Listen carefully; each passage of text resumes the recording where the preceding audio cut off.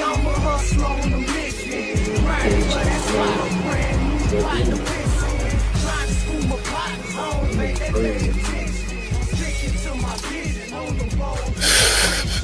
Every single day, I'm a hustler on a mission. Trying to Crazy ain't the word. nigga, I ain't kidding. It's psychotic. I'm on a mission, 24/7, 365 until I reach the heavens. See the spot, that shit, man. That nigga put up the lighting. That nigga made sure that shit like a whole set. Like this nigga orchestrated this bitch like a fucking. Bro, you gotta think this shit like some. This shit like some secret society shit, bro. This shit like some shit from back in back in the days, like when bitches used to do demonic shit. Like you feel me? Just set the stage like blood on the walls and shit like that. Like, Yep. And you know what I was thinking about? Little smoke coming through. Bitch, little sculptures, bitches hanging out off the ropes and shit like that. Bitch probably in that bitch on some real, like I can imagine that shit. Like he's so fucking creative. So like you can tell how sexual the nigga is. Yeah, daddy. Like And you know, daddy and you know Jay-Z was at all the parties, right? know the nigga bisexual. So Jay-Z at all the parties. You know what? I know what I was just thinking. Like Jay-Z was probably the nigga plug, man. They try to blackball 50. Cause he know too much. 50, man. That's why at first I used to fuck with 50, but I felt like the industry made 50 out to be the bully. But the whole while he was the bully. He came in wanting to be the bully. I don't think so. He came in with how to rob. But he came in hip hop. How to rob though. Ain't nobody come in with no shit like how to rob. Like he came in talking about how he'll rob every single bitch that was on the top 25. That nigga said Master P. He ain't motherfucking not say nobody that wasn't on that top list. Like, and with the videos, that nigga did Fat Joe. That nigga did everybody. He said, "I'll rob all you." Show you how this how I rob these niggas. That's bullet.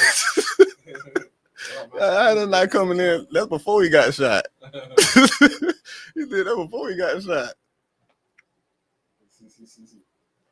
Talk about you wasn't coming in as a bully, man. Come on, man. No, he would make you drop the shit.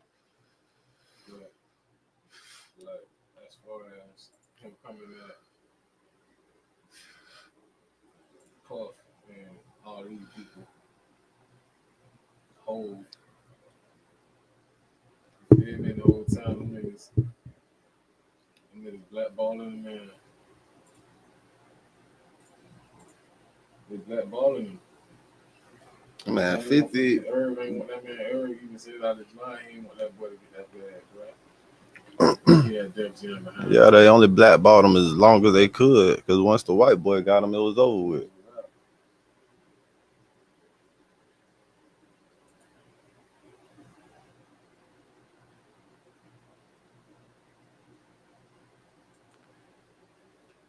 Yeah, 50 keep messing with them boys. We were like, man, Jay-Z ain't answered the phone for that boy in months. He like, shit, I want to think about it like, man, Jay-Z was just a plug, man. You know, Jay-Z was, you know what I'm saying? What if he was, that's how. Hell no, because he ain't, you know what I'm saying? Too hot.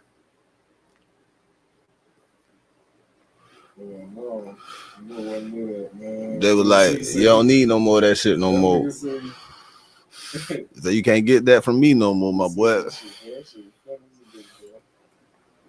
Jay-Z said, get up, family, let's go. We go to Lion King. Who said that? That shit was funny as a bitch. That shit was so funny. The whole said, please get up. Everybody get up, pull your clothes.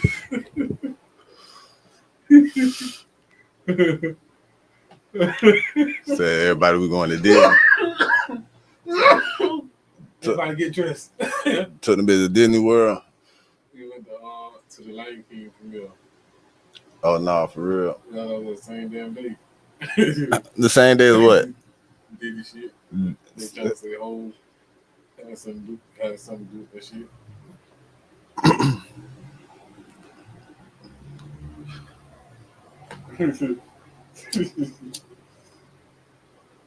Let's capitalize off this shit. You know,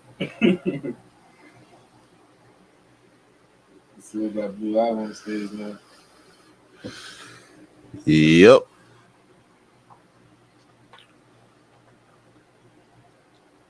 I mean, what else would you do if you had a jit with Beyonce?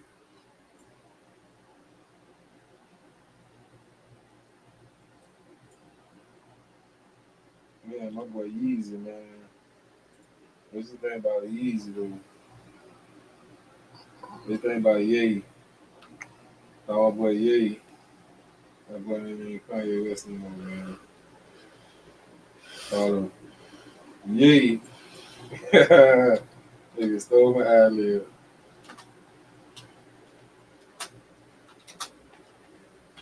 Nigga, ask what I think about it. Yeah. That shit crazy.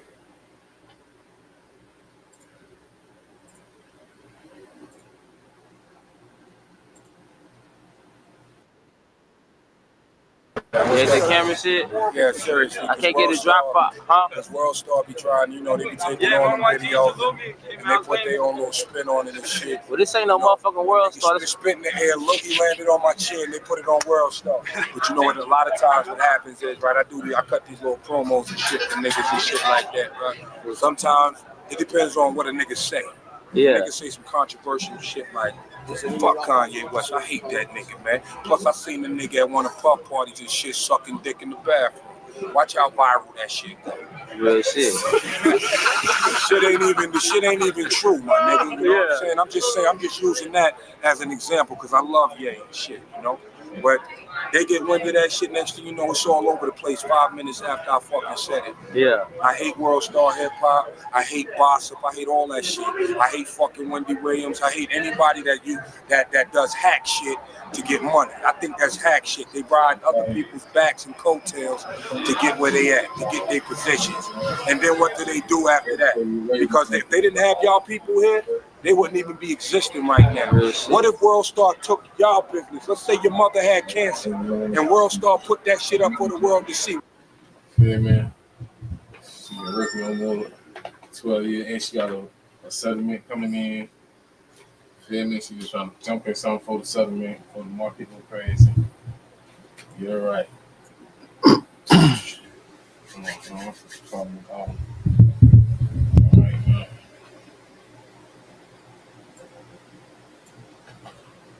Matter of fact.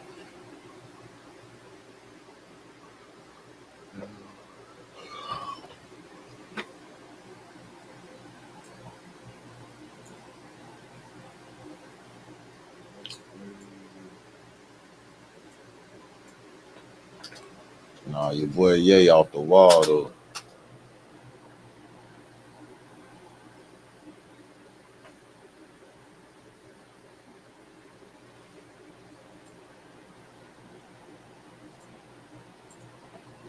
My boy went full KKK. Now you going overboard, man.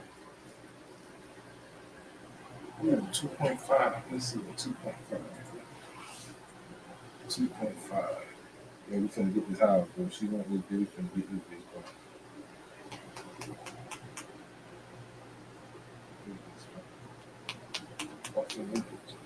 Week, bro. We put an offer on that motherfucker. What? 30 days. Closing. Big closing. Yes, sir. 2.5.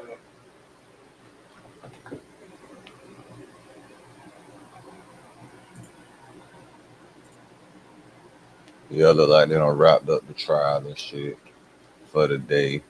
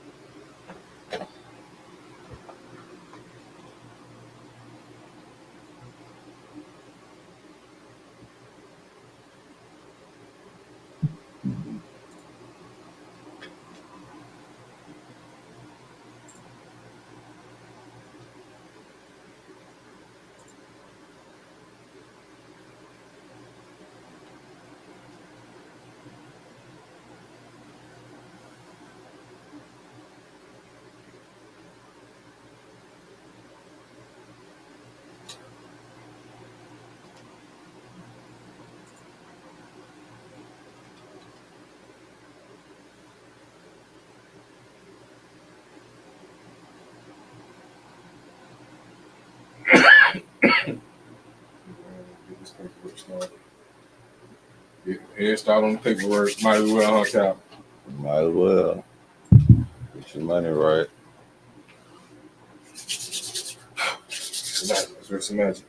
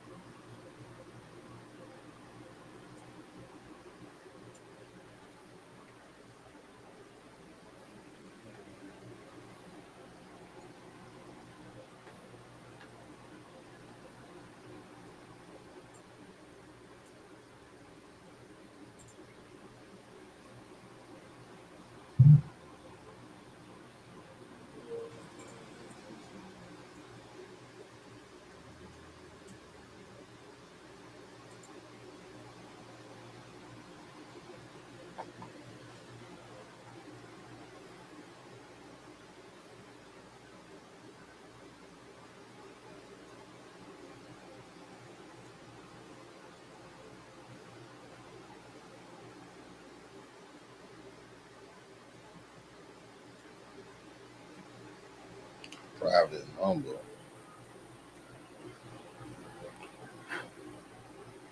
Private number just called me and hang up. What the fuck is that about? Switch it up.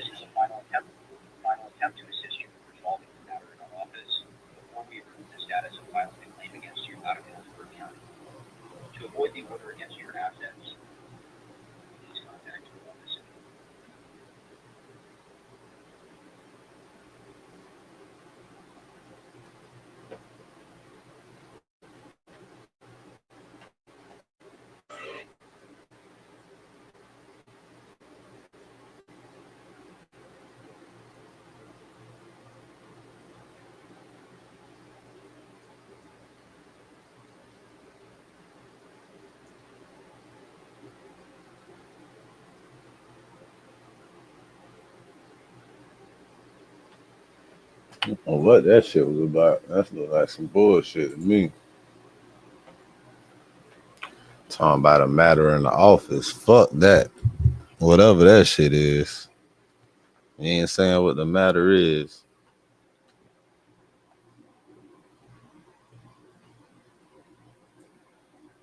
I could give a matter fuck.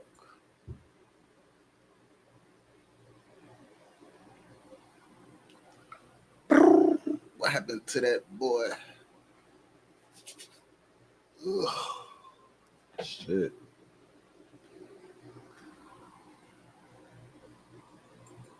I need a watermelon or something. I need to go get me a watermelon or something.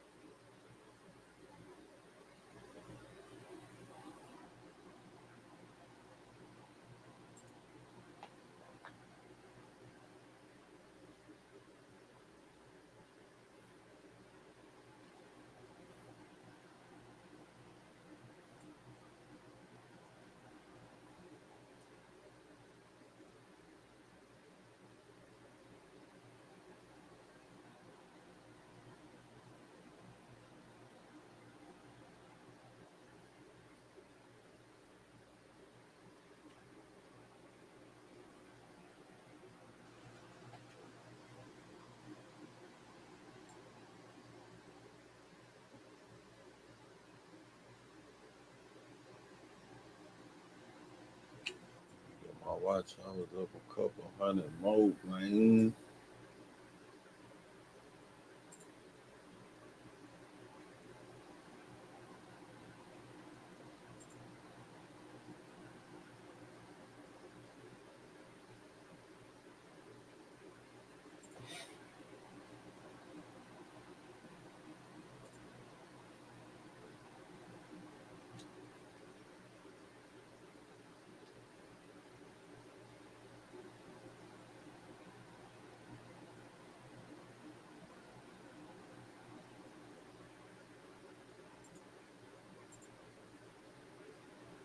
Let me show you why I stopped paying for all my other sample libraries. This is Arcade by Output. What? This thing has sound, samples, instruments.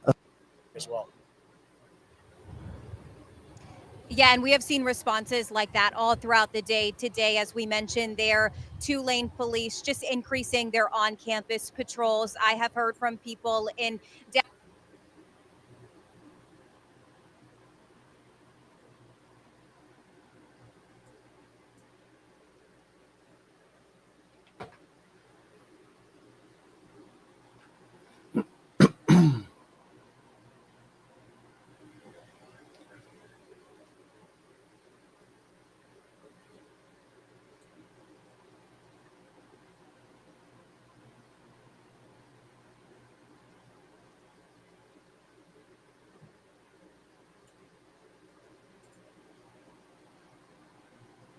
Ladies and gentlemen, we have insane breaking news. 11 inmates escaped jail. Orleans Parish Jail. One has been caught. This is insane. It's live right now. Breaking news. 11 inmates escaped. Only one caught. I want to know the details. I want to know what's going to happen. We need to find these people. They said that they could be armed. Yo, let's have a listen. Share. Like, guys, subscribe. Let people know what's going on. Patrick, right now. Good morning. We were notified at about 10:30 this morning that there had been escapees out of the sheriff's Orleans prison. And so we have been told that there are 11 escapees, some per. They look like they already got one of them niggas. They already got one of them niggas already. Today at 4, the Orleans Parish Sheriff says there are indications One of the 11 niggas that just jailbreak escaped. Today might have been an inside job. The Prison sheriff in says New the Orleans. inmates would have needed help Jail in New creating the Orleans. hole they escaped through. 10 inmates escaped. The Orleans Criminal Yeah, they Justice broke Center out just a using couple the hours hole you ago. see that picture in a wall. So far, one Shit, man. recaptured.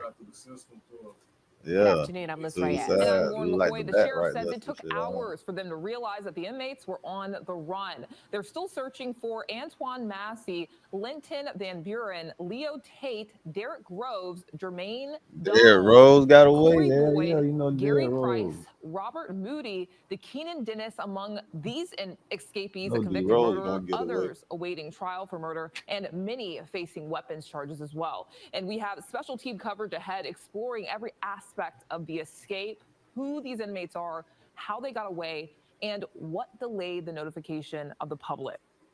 At 8. refused to answer any questions. It wasn't until her second news conference about an hour ago that she did field questions from the media. Now, the escape was discovered during a routine head count at 8:30 this morning, hours after the inmates escaped.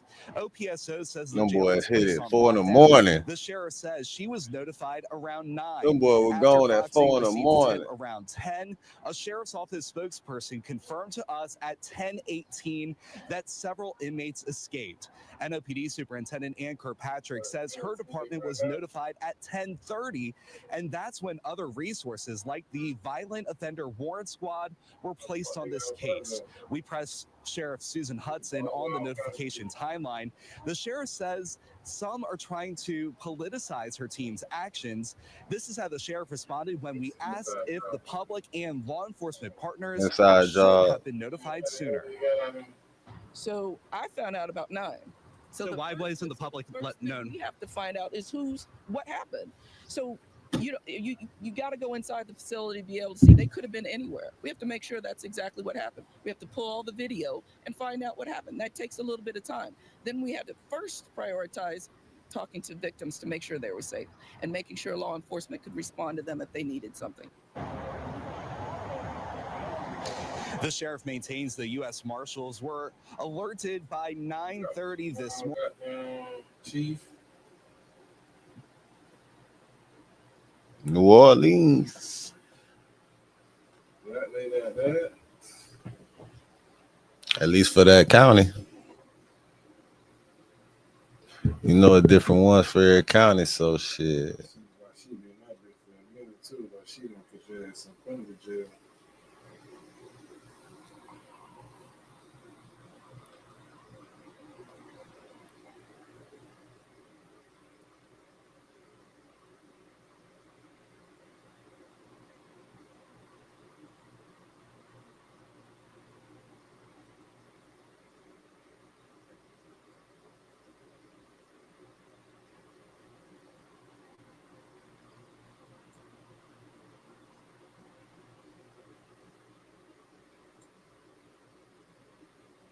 You seen the shit about your boy say he's scared.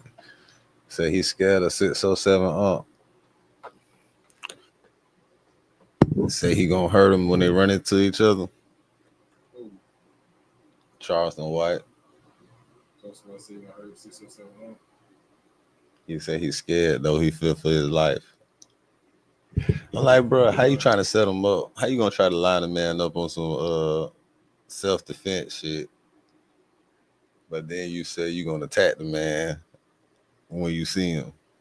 That's not even the same thing. Your boy went live with a whole bunch of straps. That nigga pulled out a crossbow. That nigga pulled out a flamethrower. Your boy was tripping, man. What's up with you, man?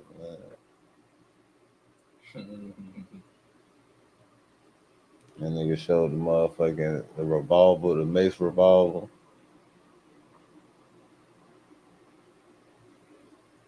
Say what? The mace gun.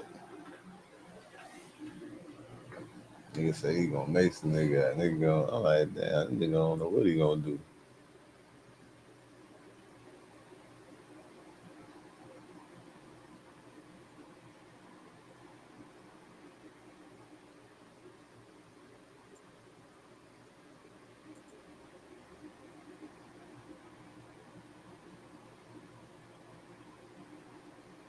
Them cartoons be stupid as hell.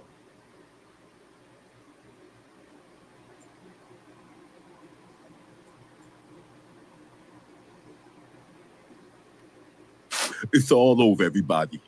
Monique tried to warn me about these damn snow bunnies, but I just couldn't help myself. She got me, y'all. She done got me. Them sweet, sweet, sweet snow bunnies. They got me. I swear they did. I'ma lose everything now. Skip! Skip! Stephen A., how you just gonna leave me like that? You stood up for Jay-Z when it was his turn, but you just walk away from me. I swear I feel like I'm being set up. Cut these cameras off me. Skip! Stephen A. always trying to one-up me. Oh my goodness. What is that? Oh, this? This is just my choker. You want to give it a tug? Just give it a sweet little tug? Oh, shit. Hold on. We gotta save some of that for the bedroom. Wait, what is that around your neck? I already told you. It's my choker. No, I'm talking about that one with the little red light on top. Oh, this is just my new necklace. You brought this for me. You remember? I bought you that chain. Yes, silly. Of course you did. You're so forgetful. Now state your name for the camera. State my name for the camera. We're just doing some role playing, silly. Oh, okay. Well, my name is Shannon Sharp. Perfect. Got it. I just valued you at $50,000. I'll be back in a few weeks, okay? Finally, I got him. That'll serve him, right? Over there getting more views than me. Got Molly over there looking at his muscles. I brought Molly in for me. Not they for got that big Stephen black A. setting up country ass Shannon Sharp Forrest on the Gump back, ass man. nigga. Oh yeah, and good job, White You Devil. nigga crazy. Yeah. Anytime, my liege. Yeah, we got him. Killed 2 birds with 1 stone. Yeah, you did good. You did real good. I got Tony Busby right here. He's with me. Yo, Tony, say what up. Great job, Stephen A. Yeah, you gonna give Tony back some credit? It's funny they got Stephen A. setting them up, but really it was Shaq. You know, Shaq motherfucker wanted the information for real.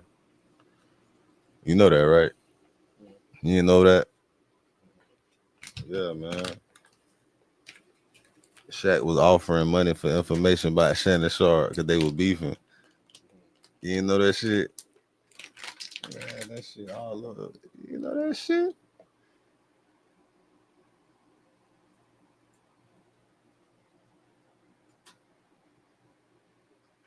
Yeah, you don't be knowing about shit.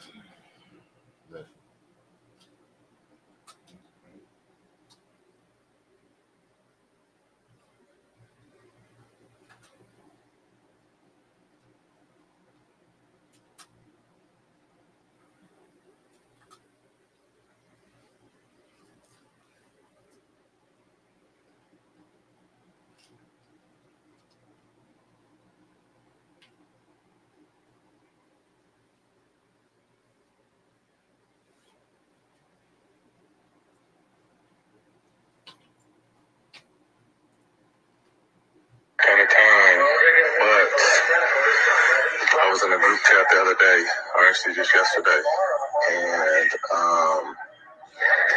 Shaq said he's paying top dollar for any information on old boy.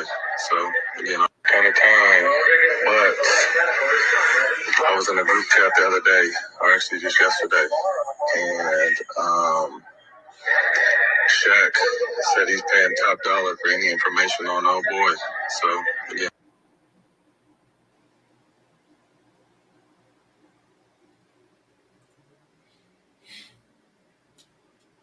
Still trading without real-time data or short locates? You spotted the setup, but your broker couldn't keep up? Tired? Okay. So in today's video, we got to talk about Shaq, guys. Shaq responded to the news that's going around circulating that DJ Academics had exposed on his platform. Academics was reacting to a video that I had posted almost a year ago highlighting Shannon Sharp and Shaq's beef. Academics had put out the information that Matt Barnes put out a PSA that Shaq is paying top dollar to get information on Shannon Sharp. Let's check out that clip again right here, guys. The fact he's so petty, it's either he got too much money or there's some other issue going on. I don't really care to know. But when it came to the Shannon Sharp, I was like, I thought it was just me because I know rappers don't like me for whatever reason. You get what I'm saying? But with the Shannon Sharp, I'm like, wait, Shannon just disagreed with you and kind of like calls you a hater. How do you hate him that much? Because he went off on his tirade. Hold on, we already just played the audio. Let me play the audio again. Like, Matt Barnes runs the whole podcast. Why the hell Matt Barnes sounded like bitches, like he's Lil Woody on the phone? With the same Why are you saying this? I don't know if you're on this kind of time. He was fucking with the same white bitch because you know Shaq got a couple hoes like hoes. Just yesterday, and Shaq said he's paying top dollar for any information on old boy. So, again, I don't know if you're on that kind of time or not, but Shaq is known to throw large sums of money around. So, just want to put that out there. I am quiet. Hey, he said, please, please, please keep it quiet. He said that Shannon did some shit back from a while back, and he's been off him. So that's why he's doing this. But please, please, please keep his name quiet.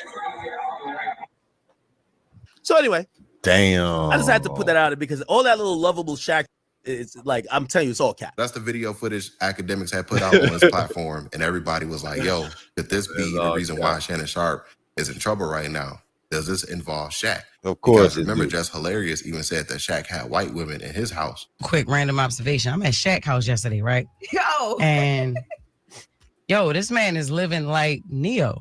He got 4 white big booties in there. Like one is in the kitchen cleaning, the other one is in the basement. The like Shaq, 4. Shaquille O'Neal? Yeah. I mean, I don't know another Shaq. I couldn't believe getting it. there, sir. 4 white women. So there could be a correlation with that, right? But Shaq had responded to it on his Instagram page. Let's check out the video footage Shaq had put out on his IG page, guys. Here's that video right here. Hey, this is Shaq. I'm paying top dollar information. You know where Charles Barkley's at? Yeah, I know where Charles is at. I got him.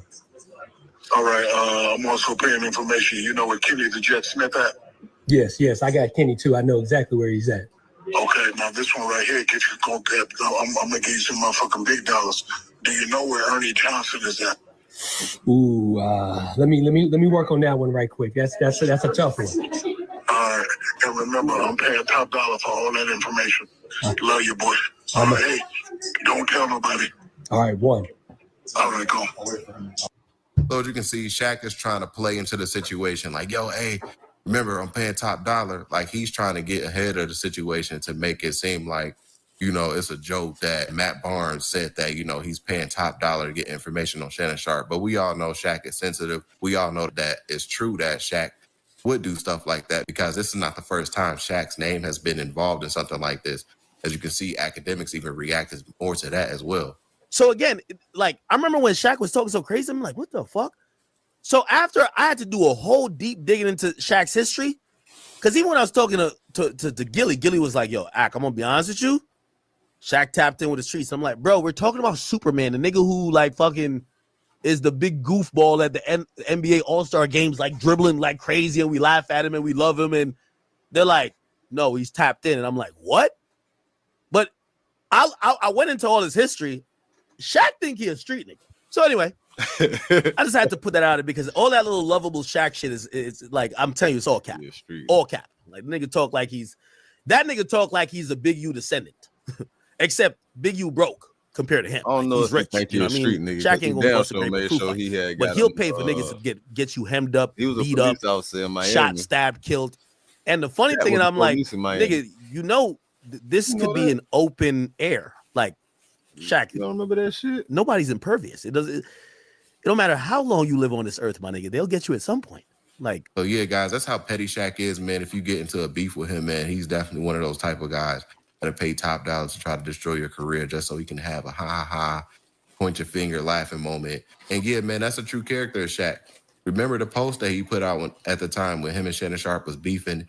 He was like, yo, I know what you did to get where you at, and I got more money than you. Like, he went off on this long Instagram rant all because Shannon Sharpe said on his Nightcap podcast that Shaq should have been more successful in his NBA career. Definitely should have had more rings. Even Shaq himself has said that as well.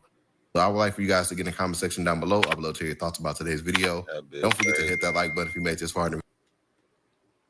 Yeah, man. Shaq the reason that shit going on, man. Say Shaq was banging out there when he was in Cali.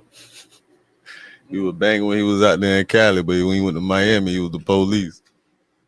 Video. Don't forget to hit that subscribe button as well. Catch you guys on the next one, and we out, guys. Peace. Hey, if you what? You were banging, yeah. Yeah, you were banging in Cali. Yeah. they ain't got a plan, they ain't got a loan over here. At least like what's going on over here. Damn, that's crazy.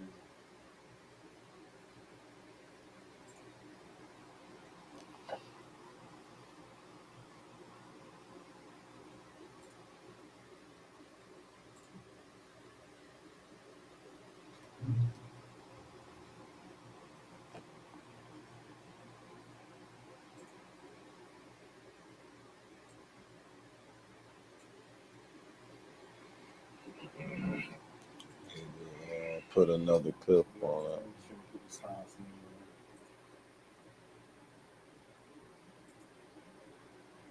Take your ass and get you an old bitch out there that can love you old.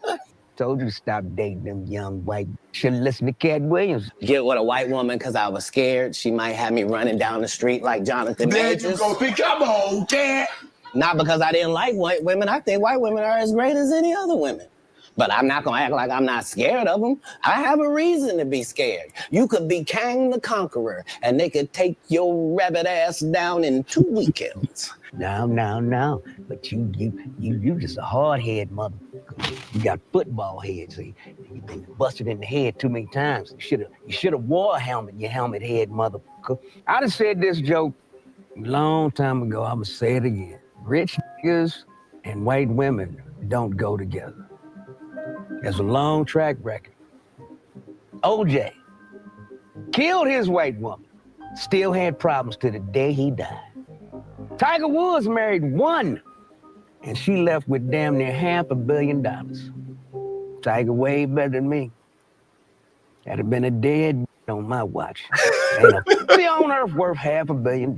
I don't think y'all heard me, smelled me, or felt me. Let me reiterate this statement one more again for you. There ain't a pussy on earth worth $500 million. Now, it might be some $375 pussies. $500 million, I'd have took that fishing. That's why billionaires have yachts. What happened to her? She fell overboard. Them great white sharks chewed her white ass up. How come they didn't bite you? Because the shark is racist. That's why they call them great white sharks. They only eat white people. You don't believe me? Interview the shark. How come you didn't bite those? I don't eat dark meat. It's tough. They fight back. I lost a lot of teeth that way. Bill Cosby was potentially in jail for life for 73 of the oldest, ugliest white women I have ever seen. Tight end. Tight end, like that tight end. Played the right position, boy. Tight end, like that tight end. You can catch that football. But now you done caught a case. Play your position, I said. You like to play in your position. They done made a doll of the and a little white man. You know what I mean? Got a You can doll join of this nigga. his hero, LeBron James. These Barbie doll ass niggas. Lakers in 5. Oh yeah, they lost. Lakers in 5. They lost, and you lost your job. I'm just saying. I know I shouldn't be kicking a man when he's down, but what better time? He's a big motherfucker. I gotta wait till he fall down. Then I should kick the shit out of him. Make no sense. Don't kick a man when he down. Well, when else you supposed to kick a motherfucker? When they down. Shit. Supposed to stomp the dog shit out of them.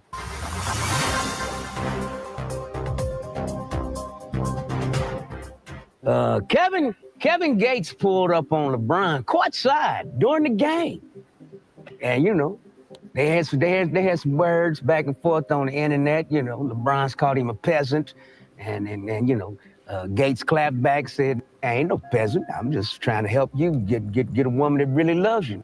I thought she looked at you like she didn't like your motherfucking ass. Talking about LeBron's wife.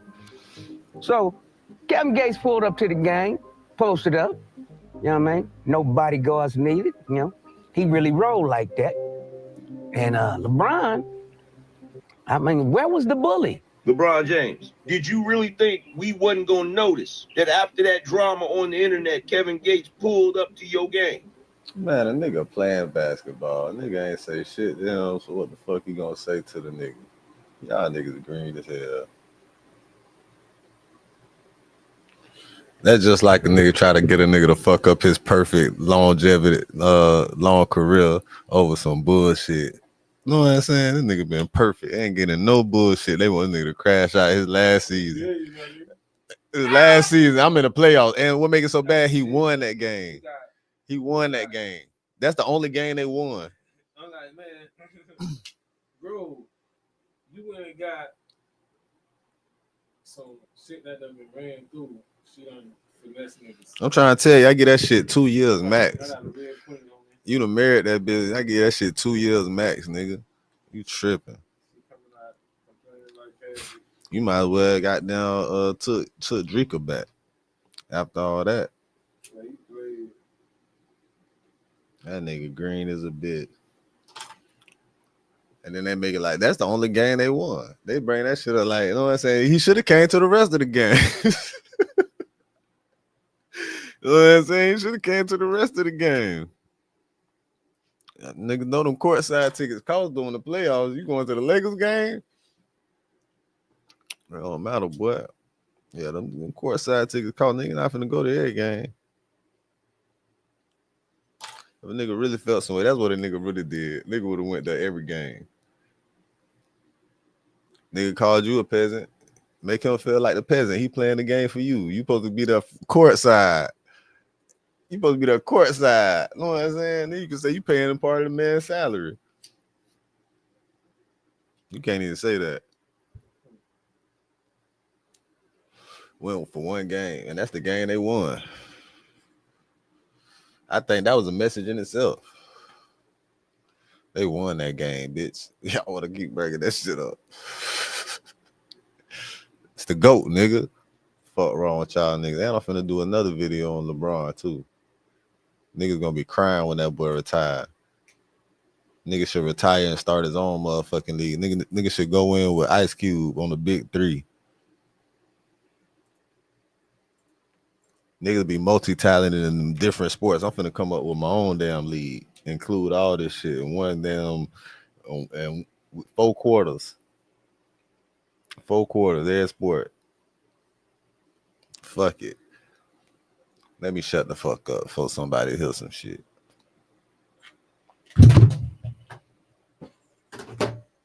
Yeah. That sounds good to me.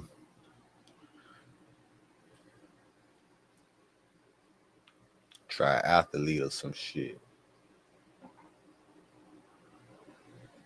Distro kid keep trying to hit my shit. My car will never be unlocked, bitch.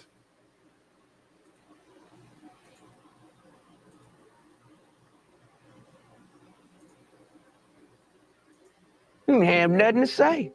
Threw your hands in the air and waving like you just didn't care. John Cena, the WWE champion, you know, he done won the mother. I often joke that I'm retired, but in reality, it's just that I get to live my dream of being a full-time teacher. 17 times, and now he is the bad guy. Well, I seen that coming. We all seen it coming. You know, he had his just joining the losing squad. You know, you're gonna have a little money and some fame while you're here, but goddamn it, woo-wee. 5 sports thing. You know, we spent some time with Mike Tyson last week over here at the studio. He did a photo shoot over here. I've known Mike for about 20 plus years, and he is just a humble. Don't f with him because he can rumble, but he's humble. Nature of this administration is good for us. Because of Trump's way, he is an anomaly. There's never been no president quite like Mr. Trump. There's something that he's doing. Trump is destroying every enemy that was an enemy of our rise. Who's the enemy of our rise? Is it the Department of Justice, where we get none? Is it Congress, where you make a law that favors us and then you turn around and destroy it? Is it the media that has destroyed every black leader that stood up for us? Martin Luther King suffered it. Malcolm suffered it. He's attacking the media, calls it fake news. We have been the victims of some fake news. Yes. He's beating up the FBI. Go at it, baby. Well, there you have it. The minister has spoken.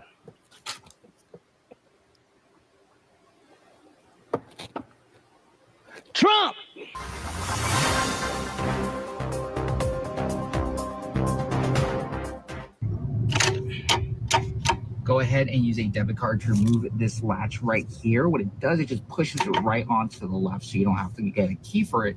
And as you can see right over here, we have ourselves a little triangle shaped key. So what we're going to do is we're going to make our own key using a flathead and a Phillips screwdriver. And what you do is you place the flathead right onto the bottom, and then we're going to place the Phillips right on top. And what we're going to do is we're going to use that momentum, and we're going to slowly start unscrewing this. You see it's already starting to fall right on down. If it slips, that's okay. I'm now going to let my tax money go straight to this. So this is a nice blessing that my uncle once taught me. My dad, I'm passing it on to you. You want to make sure this is fully off because you want to go ahead and ditch this off of your tire.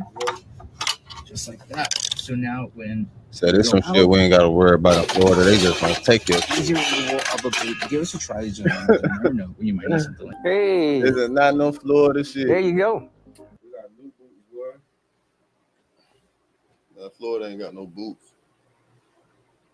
Florida ain't got no boots. They take your shit. They ain't no tickets. They just taking your shit. Ain't no damn ticket. They locking your car up, bitch. Talking about a ticket. Ain't no damn tickets, nigga. Ain't no motherfucking tickets, nigga.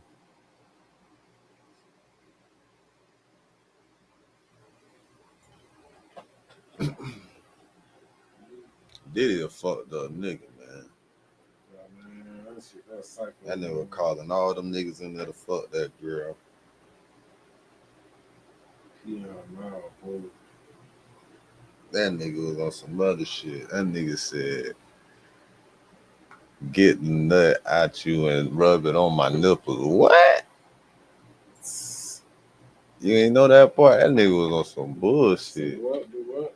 The nigga had the escort busting her.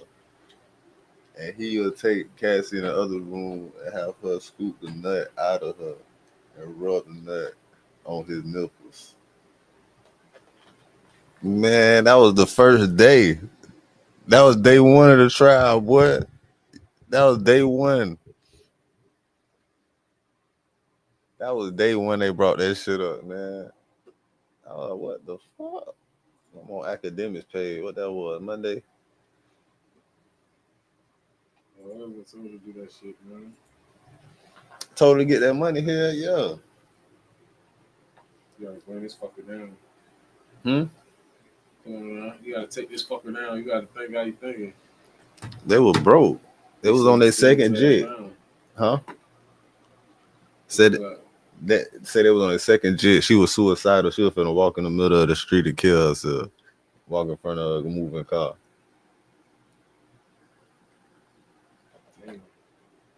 Yeah. How long ago she got the 20 million? She 8 months pregnant right now.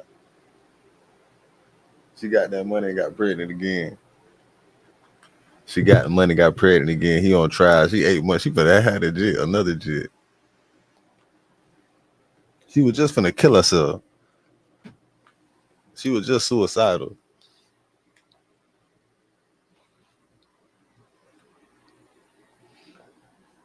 Nah, it wasn't the shit with Diddy because she was broke with them kids.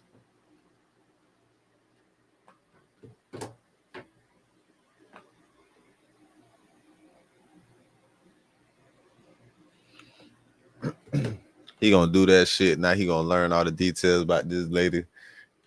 He ain't even finna be with this bitch. He ain't even finna be with that bitch no more. He like, man, fuck it. We got the money. You straight now. And we both straight.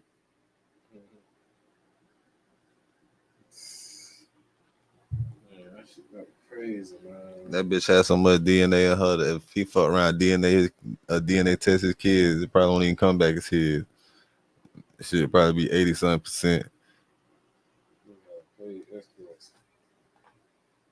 Off a back page. Off a back page, nigga. Les crawlers. Off a back page, cuz. We ain't gonna walk. According to Amherst Walkie Talkie Center, Alpha Man, what the hell? Huh? He's gonna walk scot free. Who did it? Yeah. Yeah, because it ain't sex trafficking.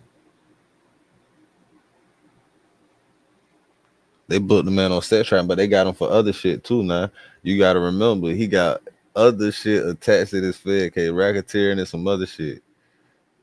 They ain't even, you know, they finna pull up some other. Then this shit all start when Keefe Lee got arrested. When Keefe Lee was doing all that bullshit with the interviews, the Tupac shit.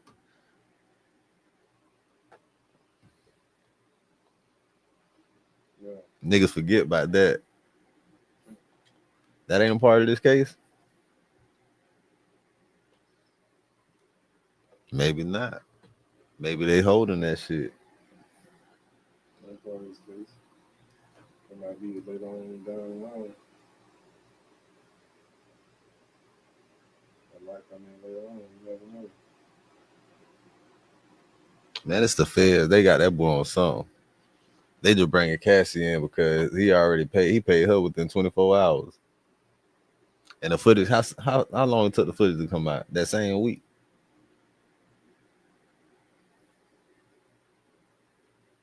Was it a couple months? When the hotel footage came out after they got them settled, it was on like a couple weeks, like a week. That shit came right out.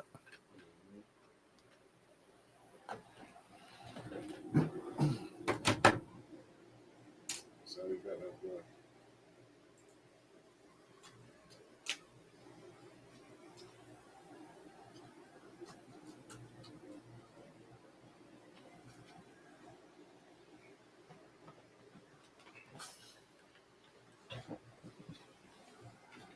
He threw.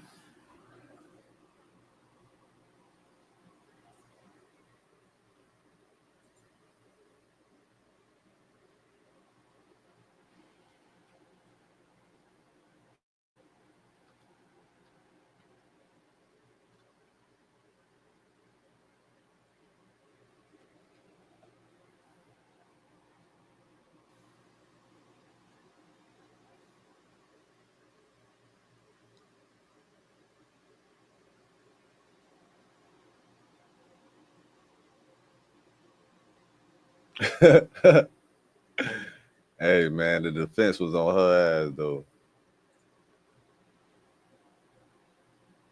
Say, oh yeah, you seen a picture with Mr. Combs with Gina while you was staying at your parents, right? You decided to break up with him and he didn't threaten you. He just suggested couples counseling. Bitch say, I don't know. I say, you don't know. Boy, they pulling out no files on her ass.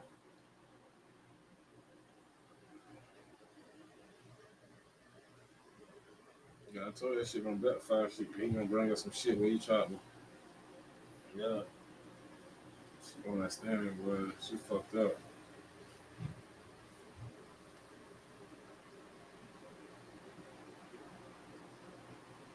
He a disgusting motherfucker. That's all this tried to show. He was a disgusting motherfucker. Yeah, that's it. That's it, bro.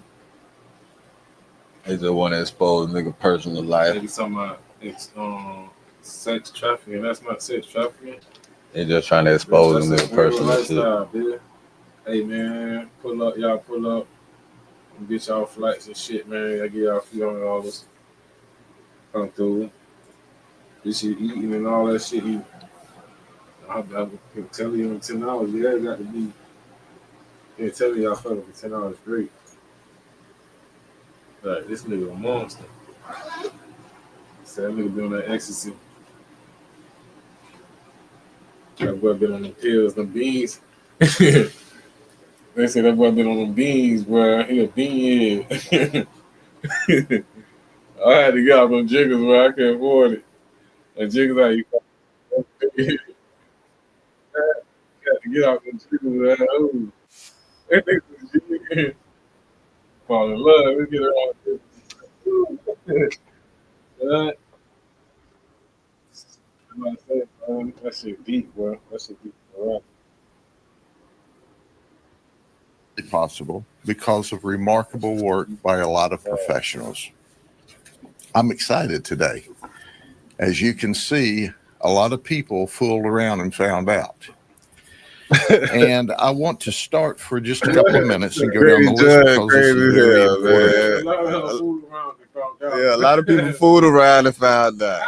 You know he wanted to say. I know he wanted to say. You can see a lot of people fooled around and found out. And I want to start for just a couple of minutes and go down the list because this is very important. I want to make sure that we recognize, for example, our NGOs, One More Child and Heartland for Children, and you'll hear from them in a few minutes. Heartland for Children is contracted to DCF because when we do these human trafficking operations, we make sure that we're able to begin services immediately as soon as we discover them. So we couldn't do these at the quality and the level we do without them. There's been a change of administration. I don't know if you noticed in the White House. And now we are allowed to have ICE with us. ICE was embedded with us for the first time. Now, there's two groups of ICE that you'll see and hear from, HSI and the ERO side. Then, as you see in front of you here, my colleagues from around the state and around the country, we have a National Innovation Academy. They were also embedded. It's part of their training because he had sex with a minor in 2000. Planner, IT database, IT software engineer, an IT guy that works in, going to start with the predators. They're the ones that obviously worry me the absolute most. I'm going to go through these quickly because we have several of them. This is Arthur Denard. He's a registered sex offender already out of Tampa. And he's registered because he had sex with a minor in 2007. He's been to prison on 2 different occasions, and he's out. We've said it over and over. If a sex predator is out, he's dangerous. And he came here thinking he was going to have sex with a 15-year-old child. In fact, he didn't actually travel. He just talked online. And Tampa police, one of our colleagues in this operation, picked him up. And he told this 15-year-old child, I want to put a baby in you. Well, we put a gel in him. What So am I there you go. There's a whole Then community there's of niggas out here catching pedophiles Eric like that, Corliss. through their own justice. Eric Corliss is a regional executive for Red Cross Disaster Miami Relief. Avengers, you got Think Justice about League. this. Red Cross does marvelous, beautiful work, and we're so proud of them. But this guy has embarrassed himself and embarrassed his family and embarrassed the Red Cross. He's a big boss. He's an Army veteran. He's married. He was, are you ready for this? Get a grip. He was married to a law enforcement officer, a supervisor in Hillsborough County. That's right. He left his phone at home so his wife, I'm sure a trained detective, wouldn't know where he was. When she heard about it, she's absolutely mortified, and she packed up and left, and she said, sayonara, I'm taking the kids and leaving. This didn't appear to be the first time. He was experienced at what he did. And he also went to great lengths to try to hide his identity when he was online. But think about this. A professional man with the Red Cross married to a professional lady, and he took advantage of her, embarrassed her and the children, and he went to jail. Then there's Vern Cunningham. He's 26. He's an illegal alien. Our ICE partners put a hold on him. He came for sex with a 15-year-old female. He brought cookies. Wasn't that nice? You know, I mean, after all, she's a child. She may want a cookie. You know, where's the milk? You know what I'm saying?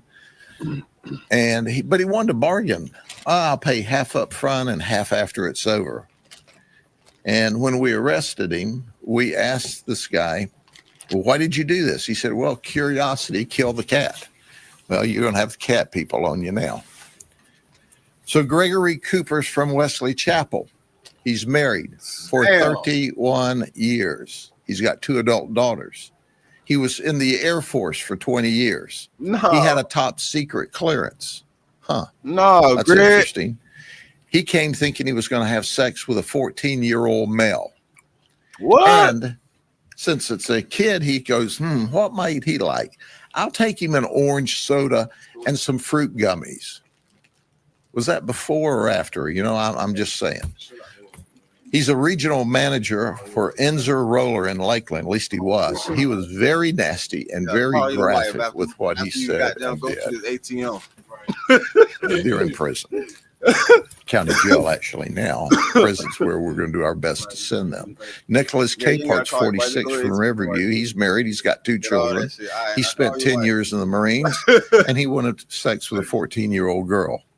And he said, hey, if this goes well, I'll permanently make you my girlfriend. His chat was remarkably nasty as well.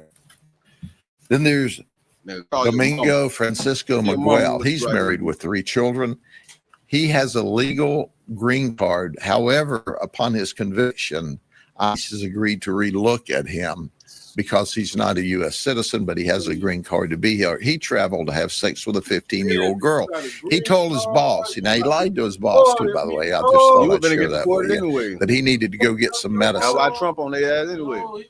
I guess he didn't realize that his medicine that he'll get will be at the county jail. But he was a jolly old soul. He said, you know, when I get out of this, I'd like to be a detective. I really would. He said, I like your work. You're supposed to get all the jobs. Estimados clientes, si están buscando aquí la Silverado 1500 o 2500, vengan aquí a la Cox Chevrolet, donde tenemos el inventario más grande con los precios más bajos, descuentos de 15,000. I don't know if he's trying to, you know, grease us up or if he's just. See how we say green card, they showed the motherfucker in Spanish a commercial. Doesn't make any difference. He's going to the county jail. Aston Mack, he's 35 from Deltona. He wanted sex with a 15-year-old girl. He ran from us. Can you believe that? That wasn't nice, but he did. He thought he was talking up a deal with a family member. Well, you know, I'll pay you and I have sex with a child. What? What are you thinking? Now, he worked for the Opportunity Community Ability Group, OCA, in Orange County. And that's a group that helps special needs children. They say he never had any contact by himself with the children. Mostly he was admin support. But I want to brag on OCA. The second that we notified them, they terminated him. They were totally cooperative. They were mortified. They were glad that we found him and arrested him. But he's in jail, charged with human trafficking. Matthew Klein is 48. He's a receptionist at Guard Law. There are 200 plus of these legal motherfuckers, group man. in Lakeland. We're not even shouldn't have halfway to go through far to find an attorney to represent him. He wanted to have sex with a 14-year-old male. He thought the child was home alone. He admitted that he had had sex before with children. That's still under investigation. He was also looking for children on 2 different apps. We found him really working hard to find children. Motherfucking pedophile. He traveled and he, by the way, neglected to tell us in our undercover capacity that, oh, by the way, when I have sex with you, I'm HIV positive, which that is a criminal violation of law in the state of Florida, not to notify your partner that you are HIV positive. But there are several things before I go on to the others that I think you should know, because these people are unbelievable. I picked out a few of their quotes I thought I'd share with you. Y'all get a 10-star rating for customer service. This is really awesome. Not for me, but for y'all. Oh, by the way, can I do my volunteer time with you guys? No. This guy said I had the option of going to church or coming here. I picked here. So, wrong choice. He had a choice. He had a chance to be in church talking with Jesus, worshiping, doing what's right. Instead, he want to be on his knees in a brothel. I don't understand it. Just thinking out loud. Altar brothel, altar brothel. This guy was a realist. Well, this is God's sign not to do this. He thought that was a bad idea. And just thinking, you know, God spoke directly to him. It's amazing how God comes in clear focus when you're under arrest. I used to always say, you know, Jesus lives in the county jail because everybody I took there found him. So this guy says, oh, we're in Polk County. You know, my friend was just arrested here last night. You got to be kidding me. Now, I'm going to start to introduce you to some of these morons. But here's the one that I think is just super cool. This is like mother, like daughter. So we're talking to a mom. It ran this 48, ran this Sherry operation. Pena. She's on public assistance. peak She's living of at the a Diddy DV trial. shelter in Central Florida. She drove her daughter, In the peak of the Diddy trial. Haley Pena, 23, to have sex. When we asked her, you're a mother to this young lady, what are you thinking? She said, oh, whoa, wait a minute. I just thought I was taking her to buy drugs. Oh, that's better. You know, you're taking her to her drug dealer, right? So anyway, the mother and daughter were also arrested in 2024 for battery over 65 years of age person. She's arrested. Did I tell you she's on felony probation already? Yep. That's right. She's on felony probation. So that's just a little color there, but let's get to the stack and go through real quickly, and then we'll turn it over to our colleagues here. Oh, some other things. The man old pictures, them Let me get this out of the way. Yeah, yeah. Brunch. It's a press conference. This Grady Judd. 90s Oh, that brunch. is, boy. In our 90s brunch. Get everything for every party on Amazon. That's Polk County Sheriff, boy. Welcome to Trade Zero America, designed for active traders who want more. Trade U.S. stocks. That's Grady Judd, boy. Huh? Buy, sell, short from 4 a.m. to. Why? All right, I'm going to go through Grady these. Judd gonna be a How about governor, Jason man. Bathis from 43 Yeah, from pedophiles Davenport? and fuck This is niggas. our They human trying to fuck trafficking little and girls and prostitution, boys, folks. man. He's charged with offering to commit. Now he do flex on This niggas when he is- catch them with them This pounds and is them keys. this Yeah, Jason but we ain't Bathis. doing Okay, that no more. We when ain't he fucking walks around in, with you that think, shit. well, I have set up a deal with Yeah, an you gonna ugly put the woman, chain on to it, that bitch and I like, think he you would gonna- he all gonna agree flex that for you. this guy's an ugly woman, right? This is what you really get when the makeup comes off. This is Jason Bathis. Now I want you to think about this a minute, okay? You decide that you're going to hook up with a woman. She comes in and she's already uglier than a mud fence, right? And then as you start to engage, you find out, hey, this dudette is a dude, and look what he really looks like. Yeah, he looks like he could have been in a Yeah. Scarface movie someplace. I don't know. That's the nigga, man. This is what's happening. Bruh, People that's- think they're nigga, that's getting how they this, caught him, and that's how and they- many that's times how they're they getting got a it up. really bad That's guy. when he dressed out. You So see this that is the clothes on? before and after, you know. When you find them in the bar at night, Before and after. you know, you try to drink them pretty, and you wake up the next morning and you see this. Yeah, that's what we call Rolex ugly. Rolex ugly is you Fuck, wake look, up the some of next them hoes morning got the ugly and like they're that, laying too. on your arm and your Rolex is there and you just chew your arm off and leave the Rolex. You just got to get out of there. You don't care about the Rolex. But that's the kind of people we're going to talk about. That'd be a Rolex. Look, Then there's a Darius Taylor. He's 34. He played at Lake Gibson High School football. Went on to have an outstanding career in the NFL. He played for the Carolina Panthers, the Tampa Bay Buccaneers, the Cleveland Browns, damn. and he was a linebacker. And they got you too, cuz. But listen, the dude made a lot of mistakes. He not only brought his 6-year-old child to the operation, no, but he left his 6-year-old child in the car. That bit high. when he went to do the operation. That bill high. The 6-year-old child has a lot of medical issues, and he left this child alone that should have never been left alone because of medical conditions.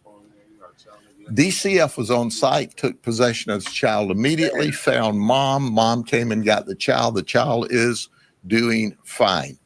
This guy here, obviously he must have hit one too many people as a linebacker because his brain cells are scrambled. He should have shown up in the first place, but to leave that child, my goodness. So he picked up a child neglect charge along with everything else. Then there's David Michael. He's 35. He's a medical doctor for Orlando Health. He showed up. He's got dual citizenship. He's also from the country of Egypt. And he decided to, hey, I'm not saving any lives or making people feel better tonight. So I'll go make sure I feel better by going to this house of ill repute that turned out being law enforcement officers from all over Central Florida doing what's right. Then there's Namish Patel. Namish is 53. He's an event planner. But they didn't plan on this event, but he is an event planner. That shit be getting pedophile. He's on public left and right. assistance. So why the fuck they ass ain't Yep. doing it? We asked him, dude, what are you doing here? He says, my wife's being treated for cancer at Moffitt. Well, number one, if you have cancer, there's not a better place, any place, than Moffitt, okay? Highly recommend that. But since she's being treated, I thought I'd just show up here. You got to be kidding me, man. You're not home taking care of your wife, somebody who's done everything for you. You're out scallydogging around, and your wife's sick. Nasty people. Then there's Patrick Dang. He's 40. He's from Newport Richey. He's married. Talk about houses. You don't look at the obituary. And he owns Dang Good Sushi in Trinity, Florida. Yeah. He came for a dang good time, but it didn't work out that way. Next time you go there and get sushi, you may want to make sure that he's wearing gloves or washed his hands. And by the way, I had some law enforcement officers that had been at his restaurant, said it's pretty good sushi. Alphonse Ibua, 37. He's an IT tech for Paragon Systems, and he's contracted by the federal government. He's married. He's an 8-year Army vet. His wife thought he was at the gym. Well, he was going to do some exercise. I got to admit that. Until he found out it was us. So we asked him, okay, why did you do this? Well, my wife's indisposed this week, so I just thought I'd come down here for some stress relief. Well, I started my business as a virtual assistant 3 years ago, and one of the reasons I was able to stay so organized was by using HoneyBook as my business partner. HoneyBook has handled all of my getting motherfucking hemmed up. His wife ain't happy. Just thought I'd add that. And he went to jail. Then there's Jonathan Epstein, who's 38. He's a Walmart manager. Now, he came and he said, I'll pay extra because I don't want to wear any protection. Well, that's just dandy, I guess next time you go to Walmart, and he greets you, hi, I'm here for, you can say, you have any protection? That we got a joke. Ahmad Ansat, 22. He's a registered nurse from Tampa General. And Tampa General, by the way, I didn't come here to advertise all these wonderful places, and they're professional places. Tampa General, if you get very sick or have a significant injury, you want to make your way to Tampa General. It's top of the line. Not so with him, but the rest of them. Isaac Torado de Jesus. He's 28. He's unemployed. Now he's going to spend money, understand, but he's unemployed. Okay. And you go, well, his wife at that moment in time is working at Lakeland Regional Health. She's 8 months pregnant, working while he is spending money because he's unemployed, right? Spending her money on prostitutes.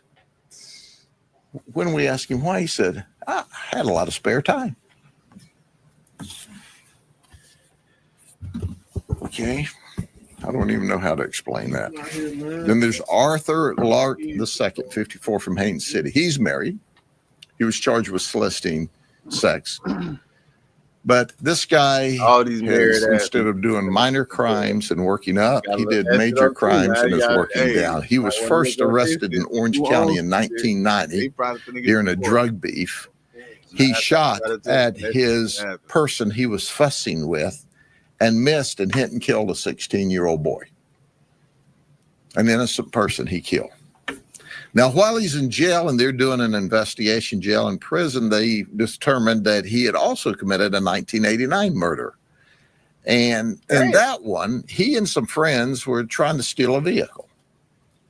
A neighbor came home and said, "Hey, they're stealing my neighbor's vehicle." So he confronted them. Lark pulled a gun out. The neighbor says, "Whoa, this is all the good news I can stand in one day." He turns and runs. Good shot. Lark chases him down and kills him for trying to be a good neighbor. He did 26 years in prison. That sounds significant, but it's only 13 years for each murder. And one is an innocent kid that he missed and hit, and the other is a neighbor that was trying to help. And now he's out and involved again. And then there's Robert Burnett. He's 30. He's works in IT for the St. Pete Clearwater International Airport. He's married as well. The detective said he cried a lot and he peed his pants. I understand that. I'm married to an Auburndale girl. That nigga peed his pants. I would think this is the end of my life because if I go home, she's just going to kill me. I don't think that happened to him. At least there's no death reports yet, but he did go to jail. That's just a snapshot. They all have a story. We just picked those out. Now, I want you to hear from some of our subject matter experts that worked with us today. We'll start with Jody and Stacy from. I was like, damn, boy, 200 plus. We got them get to see everybody. Look at these sick motherfuckers, huh? Show about 100 motherfuckers. About 100. I'm not rocking with a lot of this AI stuff, but AI on Wix, now that's a vibe. Now this whole flow is a conversation, so your words actually build your website. You can go any direction here. Online store, writing a blog, or maybe a portfolio. All right, let's do this. What's my business all about? What is that about?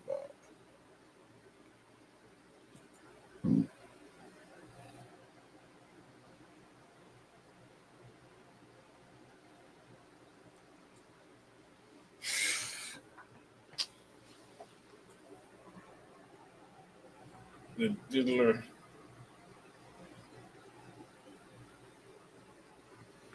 You didn't even walk off on that shit, man.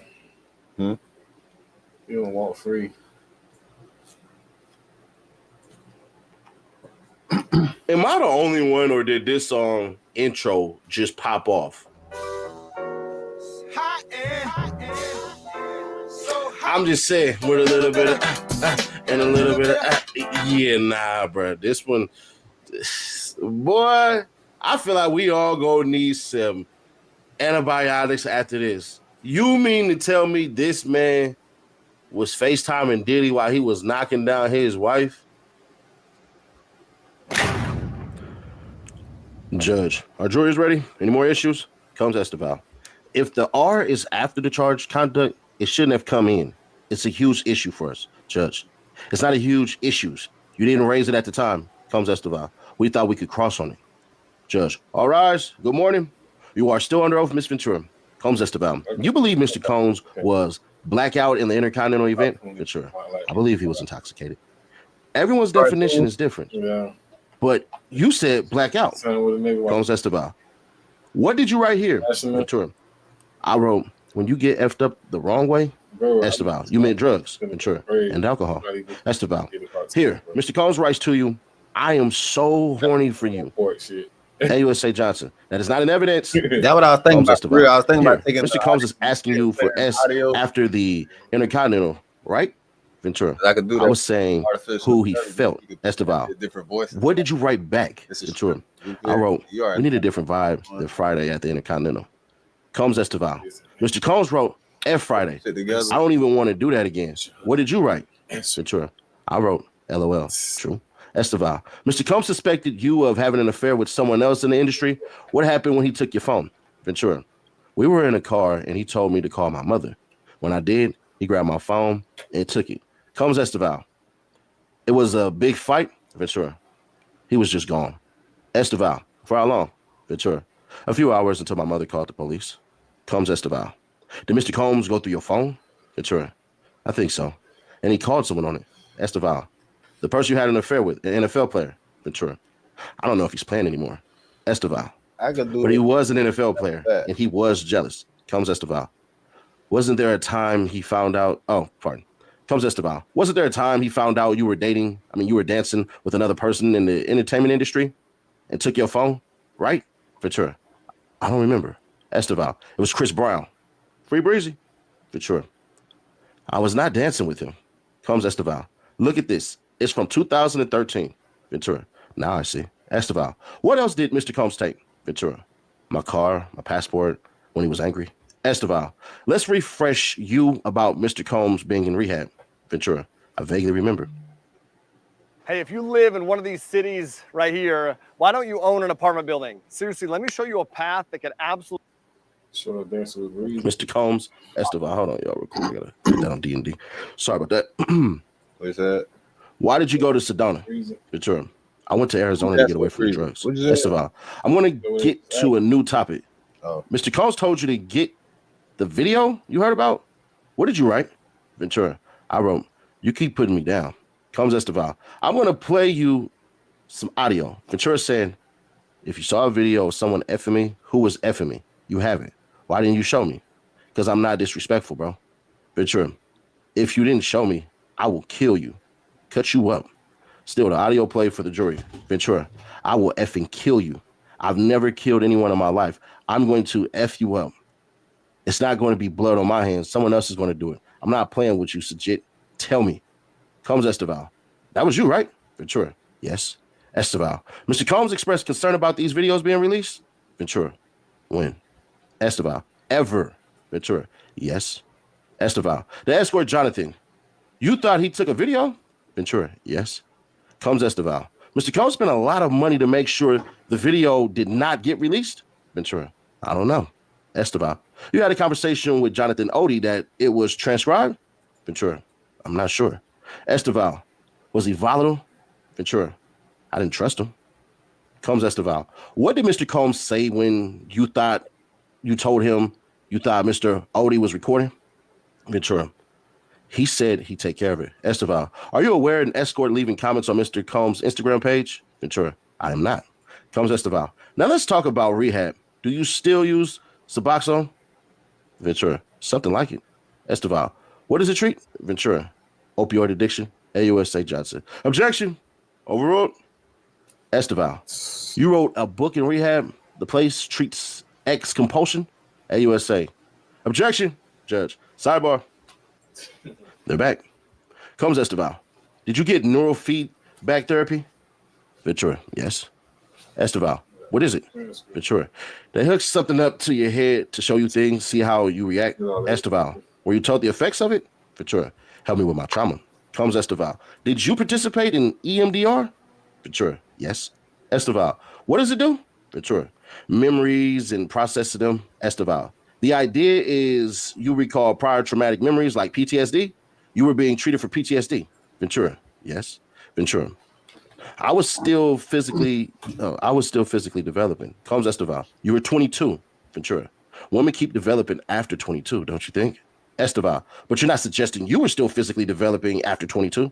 Ventura. I am not. Combs Esteban. This message is about having a freak out without ketamine, right? AUSA Johnson. May I confer with counsel? Judge. No, but we'll take a break. Jury leaves. More coming. Without jury.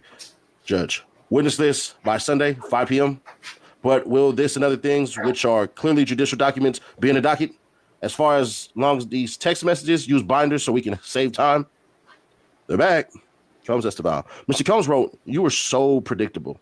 You said you were going to tell him you didn't want to do freakouts anymore, but you didn't say it, did you? Ventura, I did not. Wow. So you weren't going to do it, but now... Esteval. Here, you were suggesting freaking off with a girl. Combs Esteval. You say you found a photo of Mr. Combs with Gina while you were staying with your parents in Connecticut, right? Ventura, yes. Esteval. You decided to break up with him and he didn't threaten you, but suggested couples counseling? Ventura, I don't know. Combs Esteval. In August 2018, you called it a closure conversation. Mr. Combs was inviting you to Burning Man, right? Ventura, yes. Esteval. I'll read, Mr. Combs. You have anger. Ventura. I wrote, my family knows I am not running around telling our business. Ventura wrote, I don't need you to be taking care of Kim and Gina. I needed you to put me first. Combs Esteval. Please read these. Ventura. I wrote, you lied to me. She never went away. It was the nail in the coffin. Esteval. You meant Gina, the photo. Yes.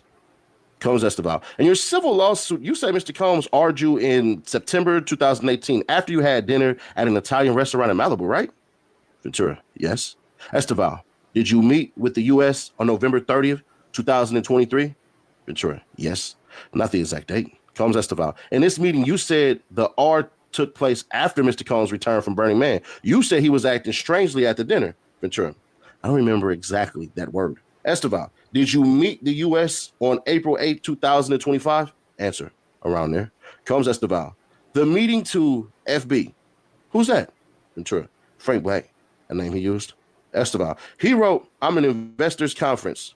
We'll get back to this. You still have love for him? Ventura. I have love for the past and what it was. After another sidebar, Combs Esteval. You wrote, I didn't mean to be a B. I just don't get the time. He writes, just need you to be positive, correct? Ventura, yes. Esteval, DX1309. This is about a yoga instructor? Ventura, yep. Combs Esteval. What did you write? Ventura, I wrote, I stopped even caring. Esteval, but you did care. Ventura, yeah. Esteval, he said you could date other people. Let's just talk about it, correct? Ventura, yes. Combs Esteval, what did you write? Ventura, I wrote, I do love you. I would just prefer not being one of your girlfriends. Let's get up tomorrow night. I'll do studio from 6 to 9. Esteval, he writes, can I hold you or are you just going to break up with me? Combs Esteval, and you write back, we can embrace LOL. And you wanted to hug him, right? Ventura, that's what I said. Esteval, did you have intercourse with Mr. Combs that night? Ventura, I did. Esteval, and during that, your now husband FaceTimed you? I am Thaddeus Bullard, aka WWE Legend, Titus O'Neil here, and I just made a really cool addition to my home with jellyfish lighting. Jellyfish lighting. I was scrolling on the internet one day on IG like we always do early in the morning, and I saw this ad, kept seeing the ad. Then I actually passed by a couple of houses that had jellyfish lighting, so I was like, I'm not one to be hanging up Christmas lights.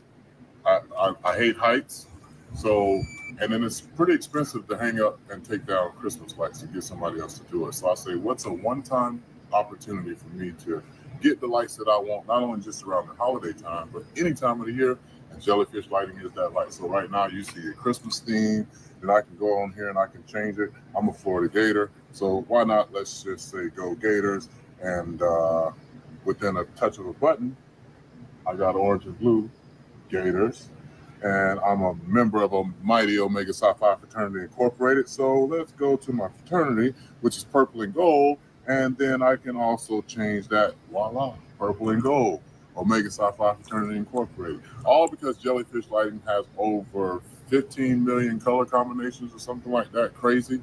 And I can set it on my app to go on and off at a specific time.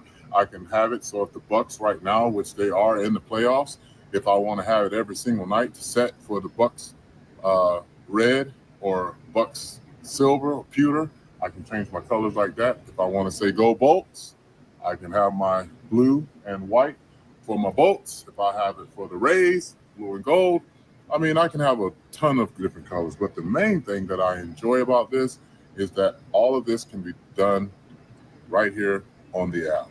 And it's easy. I don't have to climb a ladder. I don't have to string any wires. They come out, they do soffit matching. So you can see, if you look up there close, you can see right there, it blends right in with the soffit of my house. And again, I don't have to climb on any ladders. And if you have any issues, you just call them up and they'll come right out and take care of you. This is on the front and the back of my house, and I'm really enjoying the fact that I'm the first one on my street to actually have jellyfish lighting. But I know I won't be the last, because everybody comes over and says, "Hey, what you got there?" Jellyfish lighting. Y'all check them out. Go to jellyfishlighting.com. Get you an appointment, and it's very, very inexpensive when you think about the fact that you don't have to hang up, take down, put up Christmas lights, etc. And you can set any theme that you want for the year.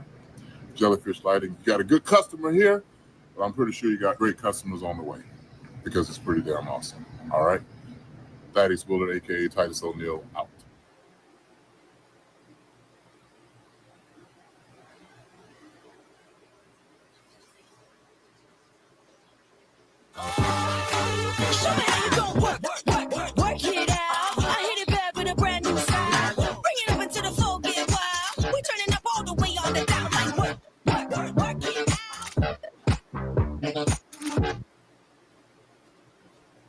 Ventura, yes. Combs Esteval, your now husband didn't know you were with Mr. Combs at the time. Ventura, I don't know what he knew. Esteval, later he discovered. AUSA, objection. Judge, overruled. Esteval, your husband, you were Ard. Ventura, not that evening. Combs Esteval, after Miss Porter's memorial service, you wrote to him that you were going home. Why he had called Kim his soulmate. What was his 11 years all about? Ventura, yes. Esteval, that was hurtful. Ventura, at the time, yes. Combs Esteval, and after that memorial service, you never saw Mr. Combs again, right? Ventura, I did not. Esteval, he let you go, right? Ventura, I never saw him again. I don't know about letting me go. Esteval, you got married to the love of your life, right? Judge, break. They're back. Judge, let's get this done before the jury returns. Combs Esteval, we still think it's appropriate for the message to come in. AUSA Johnson, we still have issues with phrases like "I like to reconnect." AUSA Johnson, the state of mind is being offered for. Judge, there are portions that are properly admissible, so this needs to be redacted if it's going to be admitted into evidence. For example, in the 5th paragraph, I've been getting my life together. No.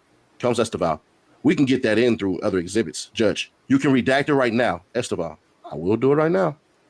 Also, Combs, Tenny Garagos on exhibits and redactions. Combs Esteval, I want to say we are going to finish with Cross faster than he thought, probably before the next break. Combs Agnafilo, may I speak with the government for 1 minute? Judge, bring the jury back. Jury enter. Combs Esteval, Ms. Ventura, we're almost done here. Ventura, thank you. Esteval, I will read Mr. Combs' message. You are going to make a beautiful mother. God bless. Ventura said, I said, thank you. God bless. Ventura, I wrote, we should talk and have closure. Combs Esteval. Mr. Combs sent back a tear face emoji. He said, you were always my ride or die. Ventura, I thought it was nice. Esteval, you been craving that? Ventura, before. I don't think I was craving now. Combs Esteval, you shaped you over 11 years. Silence. Esteval, you shaped each other? Ventura, yes. Esteval, your husband's a physical trainer? Ventura, yes. Esteval, the house you grew up in, Connecticut, was relatively modest compared to mansions? Ventura, yes. Combs Esteval, you were preparing to tour with Matt Testa? Ventura, yes, he's an engineer. Esteval, once you settled your lawsuit, you canceled the tour, right? Ventura, yes. Esteval, because you no longer needed the money? Ventura, that wasn't the reason. Combs Esteval, after the hotel video came out, you posted on Instagram that domestic violence is the issue, right? Ventura, yes, I still feel that way. Esteval, DX1015. Mr. Combs wrote, want to freak off one last time? What did you write? Ventura, I don't want it to be the last time. I want to freak off for the first time. Whew, shit. That's how you close some shit. Ooh, oh my God. Esteval, no further questions. Judge, redirect. AUSA Johnson. Ms. Ventura, you were shown the message where you ended. I don't want to freak off for the last time. I want it to be for the first time for the rest of our lives. What did you say after that, Ventura? Yes, I'm horny. Just got over a UTI. AUSA Johnson, you were shown messages today in which you and Sean were kind and loving. Ventura, yes. AUSA, did those period ever last? Combs Esteban. Objection, Judge. Overruled. Ventura. No, they didn't last. They a downswing. AUSA Johnson.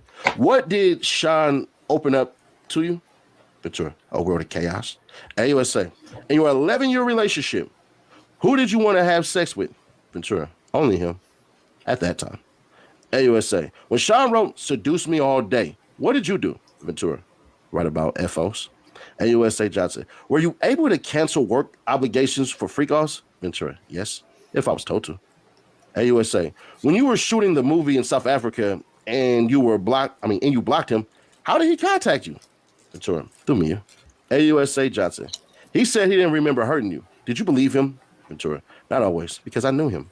There were times he was pretty aware of what he was doing. It's just who he was. I seen him be violent with other people. AUSA Johnson. On the way back from Cane's, what did Sean do? Ventura. He played a video of me having sex with an escort. AUSA Johnson. What did he say he'd do? Ventura. He released it. AUSA. When you got to New York, what did Sean ask for? Ventura. A freak off or he'd release it? AUSA Johnson. When Sean wrote, "You ready for the night?" What did he mean? Ventura. Freak off. AUSA. What were you afraid he would do if you did not do that freak off? AUSA Esteval, even though she's not AUSA. Objection, Judge. Overruled. Ventura. I don't know. That week, Judge. Next question. AUSA Johnson. Do you have any doubt that Sean Arju Combs Esteval? Objection, Judge. Overruled. Ventura. I have no doubt. AUSA. After Sean Arju on August 18th, did you later have consensual sex with Sean during which your now husband FaceTimed you? Ventura. Yes. AUSA Johnson. Why did you cancel the tour? Ventura. After I filed my civil suit, I was overwhelmed. Addressing the past the way that I chose to was overwhelming. I didn't want to go. AUSA. Do you plan to file more lawsuits? Ventura. No. AUSA Johnson. Would you give the $20 million back if you hadn't have had to do the freak offs? Comes Esteval. Objection, Judge. Overruled. Ventura. I would give it back to get my agency back. AUSA. Did he beat you during the freak offs? Ventura. Yes. AUSA Johnson. You were open to freak offs at the beginning? Ventura. At the beginning. AUSA. Did you tell him when you no longer wanted to do them? Ventura. Yes, more than once. AUSA. What concerns did you have about saying no to freak offs? Ventura. Safety, career, love. AUSA Johnson. No further questions, Judge. Ms. Esteval? Combs Esteval. You knew Mr. Combs' sexual preference was these freak offs, right? Ventura. I learned. Esteval. It was a part of being his girlfriend. Ventura. Yeah. Esteval. You kept your old device? Answer. Yes. Still trading without real-time data or short locates? You spotted the setup, but your broker couldn't keep up? Tired of seeing...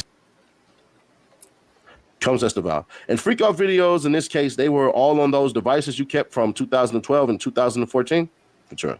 I don't know what year. Esteval. You were able to stand at his side at the Met Gala, being his girlfriend. Have you access to producers? Ventura. Yes.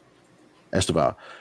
Beyond Kid Cudi, what other musicians were you put in the studio with? Were you put in the studio with Nicki Minaj? Ventura.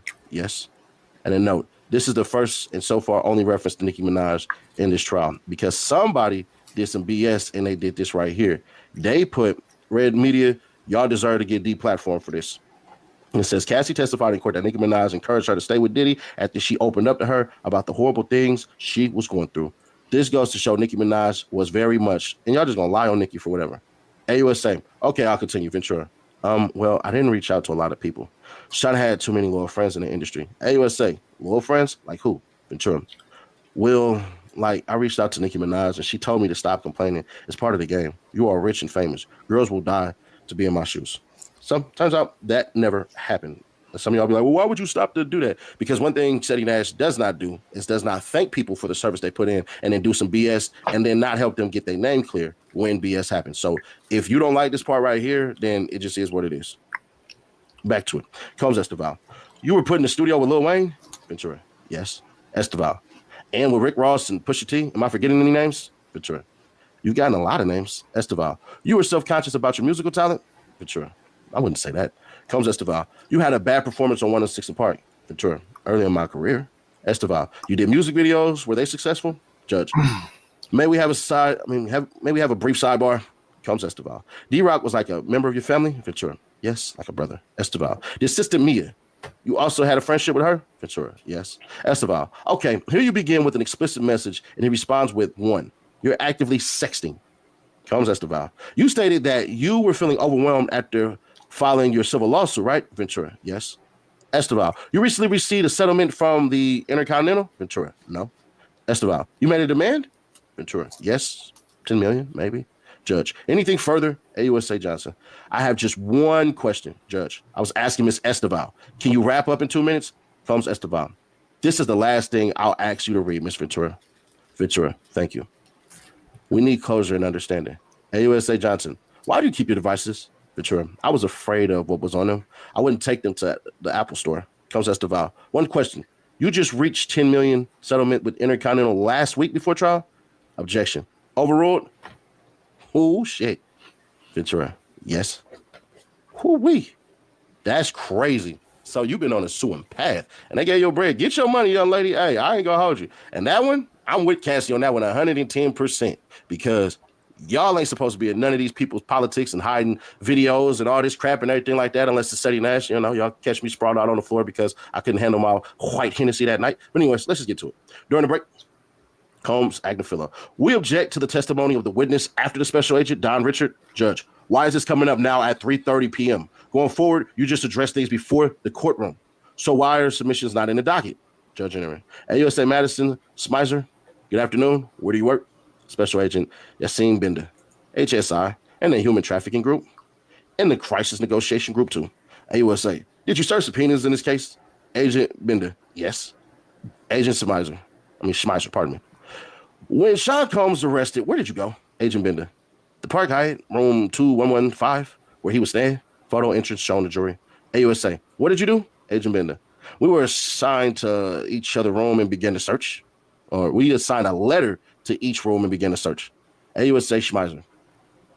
What was your room? Agent Bender. I took photographs from time to time, then signed them on the 6051 form. AUSA. What was found in the closet? Photo shown plastic bags full of Johnson & Johnson baby oil and Astroglide bottles. Got him. You mean to tell me? Nigga, they said you had baby oil everywhere and you still carrying baby oil? Guilty, Judge. Guilty. AUSA Schmeiser. What was found in the bathroom? Agent Bender. Several bottles of baby oil. SUA. Now, in the bedroom, what was found in the Louis bag? Agent Bender. Medication in the name of Frank Black. Wow. Well played. AUSA Schmeiser. And that is Agent Bender. Bags of pink powder found in a medicine bottle. Stipulation shown agreeing that it was found and tested by Customer and Border Patrol Lab. AUSA, reading from Strip. The pink powder was found to be ketamine and MDMA in the bottle. Physical evidence is passed around to the jury. Then photo shown. AUSA Schmeiser. What was found in a black mini pack bag? Agent Bender. $9,000. AUSA, please take the cash out of the bag and cash app it to Ceddy Nash, $ Ceddy Nash. Agent Bender does, fanning out the bills. AUSA Schmeiser. No further questions, Judge. Hello, my name is Adam Ferrari, the Chief Executive Officer of Phoenix Energy. I look forward to you joining us at our next investor webinar, where you can drill deeper. Any cross? Combs, Tenny Gargos in the hotel room. Did you see any bags of clothing? Indicating that the woman was staying with him there? Agent Bender, yes. The judge. The U.S. may call this next witness. AUSA. Your Honor, the government calls Don Richard. Where are you from? Don Richard. New Orleans, Louisiana. AUSA. From 2004 to 2011, who did you work for? Don Richards. Puff, Sean Combs. AUSA. Did you see him? Don Richards. Yes. AUSA. Who was depicted in this photo? Don Richard. Cassie.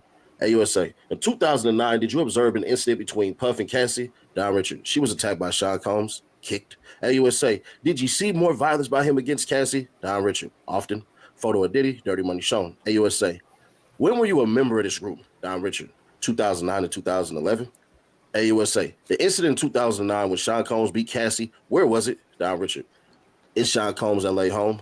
We were recording. AUSA. What did he do? Don Richard. He was saying, where the fuck is my food? He grabbed a black skillet with eggs and tried to hit her over the head. Cassie dropped to the ground. AUSA. What did she do? Don Richard.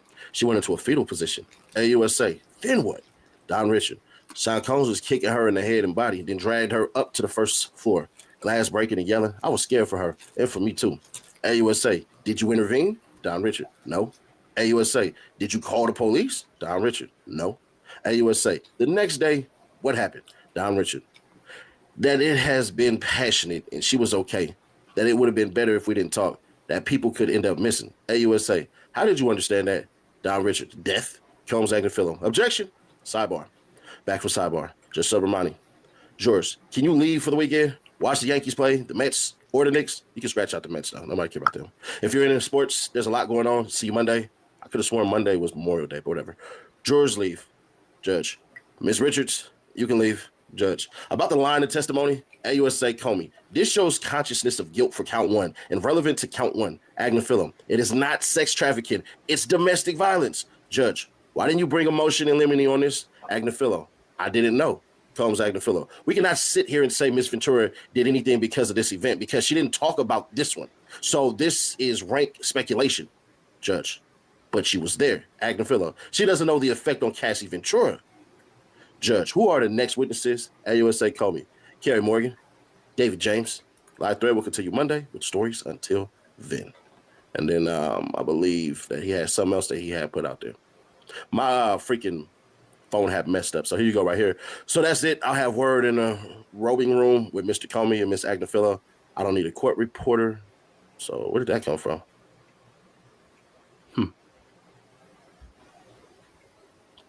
Inner City Press by email, 10:30 a.m. in Chambers. Our own Subramanian. Just a reminder, Inner City Press has been covering the above captioned case, like many others, since its indictment. The morning before the jury came in, both the government and the defense referred to multiple communications to the court about evidentiary and other issues, but these are not in the public docket on PACER. The application letter motion argues that many, if not all, of these are judicial documents to which the public and press have right of access to. They should be put in the docket now and going forward in this trial. See, for example, Judge Oakstein's recent trial in USA versus Nunez. In which issues were in letters docketed overnight in real time, and ECF AUSA Slavic this morning referred to Judge Stein's Mendez trials. In both these letters, such issues went into the docket overnight in real time. If necessary, the fillers can make public argument for sealing under Logash versus Pyramid Company of Onondaga, whatever, which states the common law right of public access to judicial documents is firmly rooted in our nation's history. At the recent meeting of this court's media access committee, it was suggested that such requests should be made in writing by the district judge. I am copying the AUSA in defense, but it would seem to be up to the court docket, this and such filings, and to be direct the parties to file public letters going forward. Please docket this challenge for the sealing in this case as SDNY Judge Hellerstein, Castle, Caparoni, Furman, and others have done. CEG. Thank you. Respectfully submitted, Matthew Russell, Lee, Inner City. So basically, he's emailing for documents and stuff to be unsealed. So yeah, you know what he's doing, man. But bro, they give you a lot of leeway here. We want to start this one because this right here, I ain't gonna hold you. It get a little weird.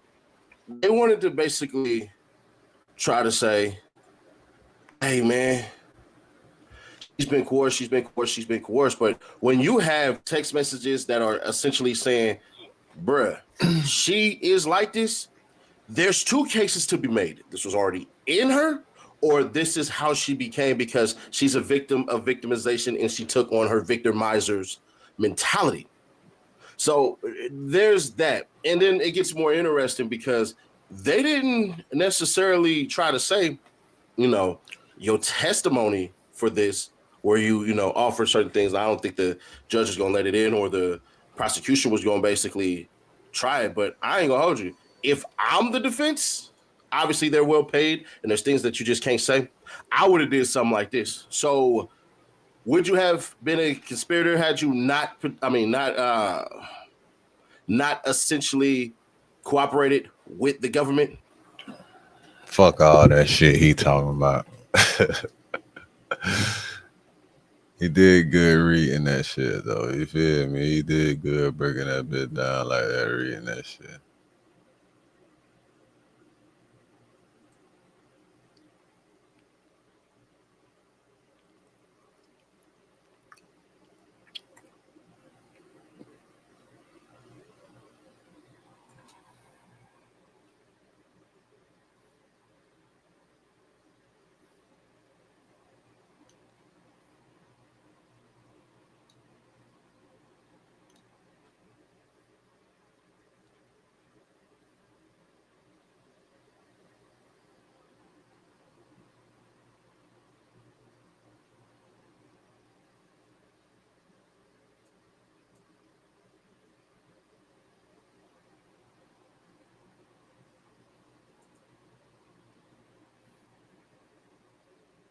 Hey, stop training people in person to make money as a personal trainer. It's trash, garbage, sucks. Do online training instead. Don't do none of that At that shit. point, I knew she was she's lying. It wouldn't be no reason for me to be around each other. Look, Jay-Z and them was putting it together. So I think they still harbor some energy. She said, were you intimate with Tory Lanez? And she said, Free Chris what? Breezy, man. Chris Brown in jail. And then it was like, no. I was like, ah, she lying. At that point, I knew she was Chris Brown locked up overseas. lying. It wouldn't be no reason for me to be around each other. You want to know how I feel? I'll tell you exactly how I feel. I got some names that I want to call.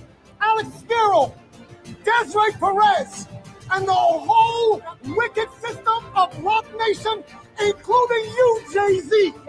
Yes. You who say you rose from the gutter, but you have traded and tortured the souls of young men, and you're still doing it.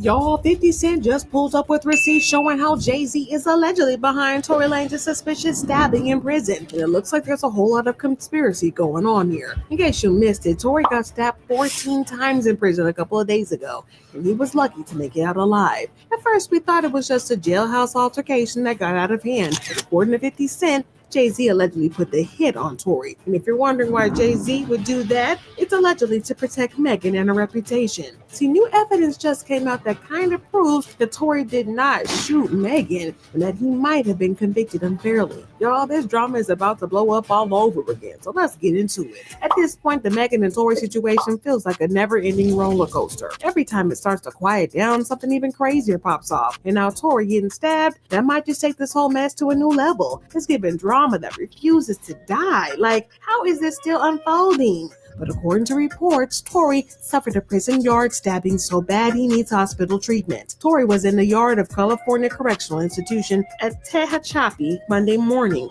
when another inmate stabbed him. According to multiple sources, including one in law enforcement, it's unclear what the motive was for the attack, but one source tells us Tory was rushed by ambulance to a nearby civilian hospital in Bakersfield. The reports went on to say that Tory was attacked at a housing unit in California Correctional Institution in Tehachapi at about 7:20 a.m. Staff immediately gave him medical aid and called 911, and he was taken into an outside hospital. Then Tory's IG released a statement that said Tory was stabbed 17 times, including 7 wounds to his back, 4 to his torso, 2 to the back of his head, and 1 to the left side of his face.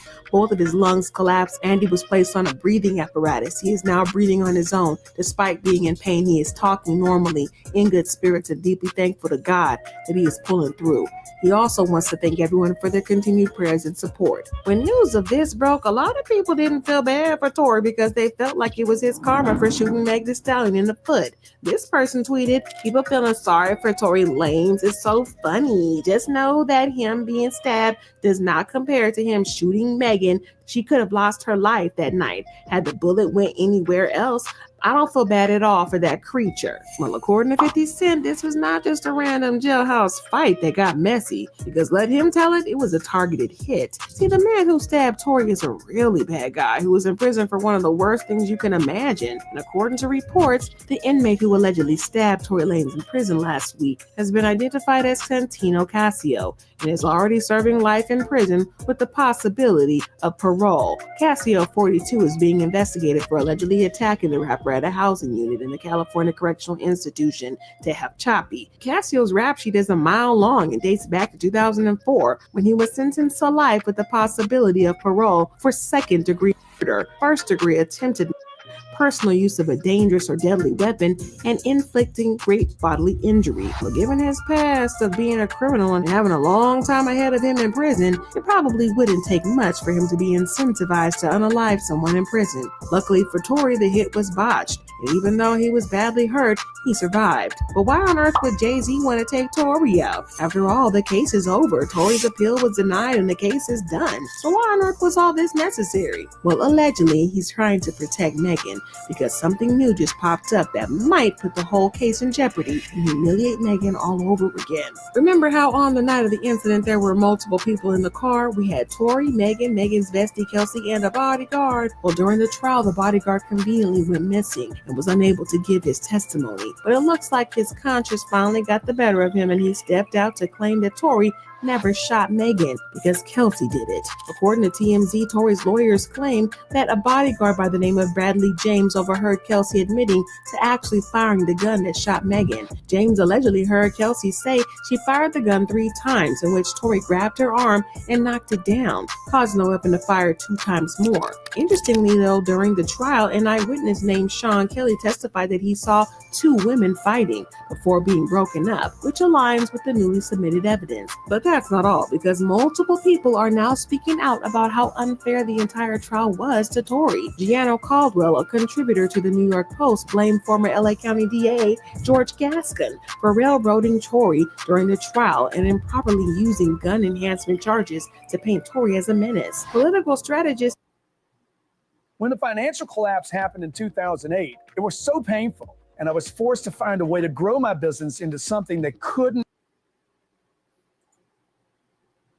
Diane London echoed the Megan conspiracy claims while comparing Tory's plight to that of the Menendez brothers, who could be on the verge of being released despite admitting to killing their parents. She noted how no forensic evidence was found on the gun that shot Meg and says it was determined there was a 0.001% chance Tory's DNA was on the gun. Well, 50 Cent is now claiming that there is a big conspiracy going on and that Tory's stabbing was not a coincidence. I mean, think about it. What are the odds that there was an attempt on his life only a few hours before some new evidence came out that could exonerate him? Yeah, 50 Cent is not buying it. But don't get me wrong, I'm not trying to say that Megan is lying or that she set Tory up. For one, she was walking away from the car when she was shot, so there was no way for her to know that it wasn't Tory who shot her. And given that she was arguing with him before getting out of the car, it's kind of understandable that she would believe that he shot her, especially because she had been besties with Kelsey for so long. Why would she believe her friend would do something like that? Plus, Megan never filed a lawsuit against Tory for shooting at her. The charges actually came from the state, not Megan. And in the days right after the shooting, she didn't even name who shot her. When the police showed up at the scene, she told them she stepped on some broken glass instead. But things took a turn when Tory and his team allegedly started spreading false stories about her. That seemed to be the last straw for Megan.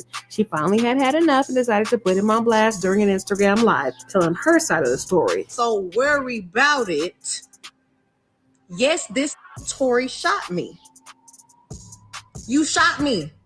And you got your publicists and your people going to these blogs lying and shit. Stop lying. Why lie? Things got out of hand after that, and there were rumors that Jay-Z allegedly stepped in to manipulate the case because he was trying to protect Megan, who was signed to Roc Nation. Tory himself claimed that he was threatened by someone from Roc Nation, who told him to keep quiet and don't speak about the case. 2 days after that, I get a call from Roc Nation that says, yo, we heard you're gonna make a statement about what happened, and it'd be in your best interest if you don't make that statement. But Tory didn't stay quiet. He denied shooting Megan and offered up his own version of what happened. According to him, things started going left when Kelsey, who he was supposedly seeing at the time, found out he and Megan had been secretly hooking up. And the wild part, Tory claimed that Megan knew all along about his situation with Kelsey. He said that once Kelsey found out she was more mad at Megan than him, that's when everything blew up. A big argument broke out in the car, and from there, things just spiraled until it ended with Megan getting shot. Of course, that story didn't sit right with Megan's fans. Social media went crazy, and everybody started taking sides and arguing who was telling the truth. Now, Tory's version completely clashed with what Megan had said, and the whole situation just kept getting messier. He tweeted, "Good D had me messing with 2 best friends and I got caught. That's what I apologize for. It's sick how you spun it though." After Megan came out and said Tory was the one who shot her, everything blew up. He got arrested but didn't stay in jail long since he was let out on a $350,000.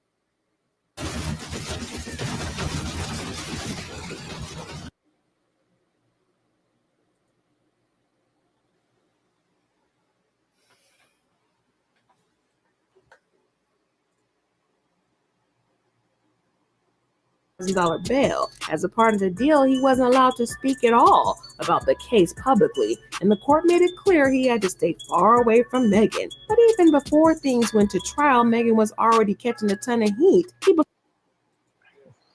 Why don't you own apartment buildings? Seriously, why don't you own these big apartment buildings? And I get it.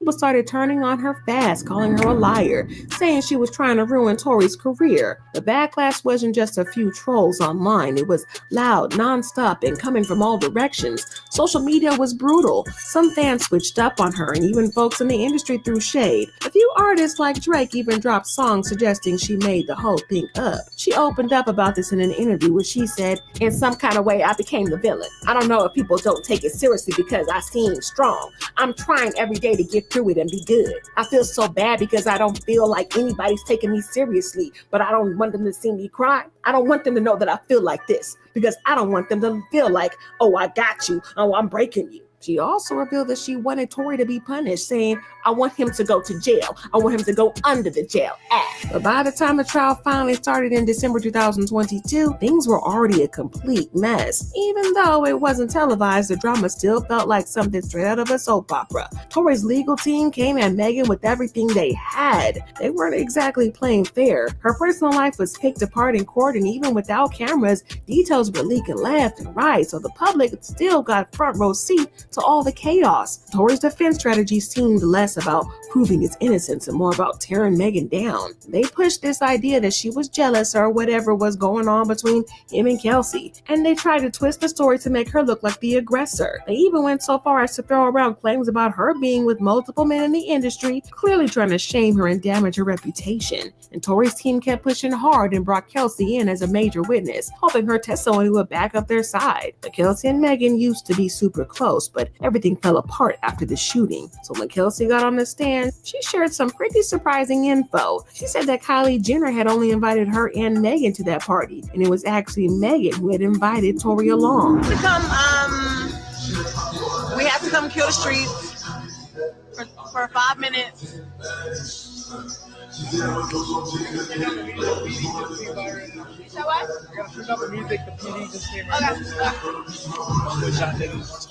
Tori, don't get my phone wet.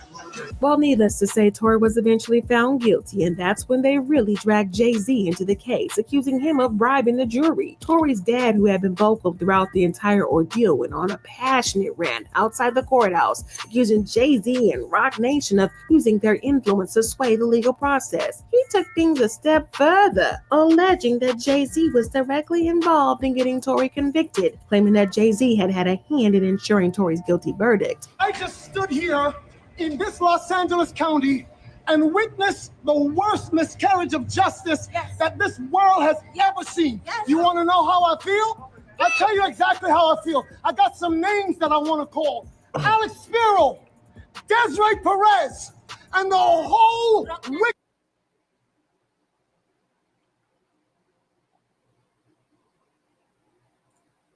Jay-Z of buying off his witness, Sean Kelly. He said that after Sean met and Alex bought. They met on Saturday before. They met with our witness. Well, Tory's dad did not hold back either. He went on to accuse Jay-Z of buying off his witness, Sean Kelly. He said that after Sean met with some people from Roc Nation, he started to act totally different. And Sean had originally given testimony that seemed to help Tory, but then this attitude shifted, and Tory's dad thinks he was either influenced or straight up paid off. It was pretty bold of a claim and added even more drama to the situation. And Tory's side was basically saying there's a lot more going on behind the scenes than anybody realizes, like Jay-Z and Roc Nation messing with the case behind closed doors. And that just made the whole thing feel even more complicated and intense. The only independent witness in this courtroom is a man whose name is Sean Kelly. He came to court, and our attorneys, he would not even shake their hand after he went upstairs with Kathy Ta and Alex Bott. They met on Saturday before. They met with our witness. Well, Tory ended up getting sentenced to 10 years in prison, but his dad just wouldn't let it go. He's convinced that Jay-Z has been behind all of this from the start, pulling the strings behind the scenes. And according Welcome to Trade Zero America, designed for active traders who want more. Trade U.S. stocks and ETFs with power, precision, and flexibility. Buy, sell, short from 4 a.m. to 8 p.m.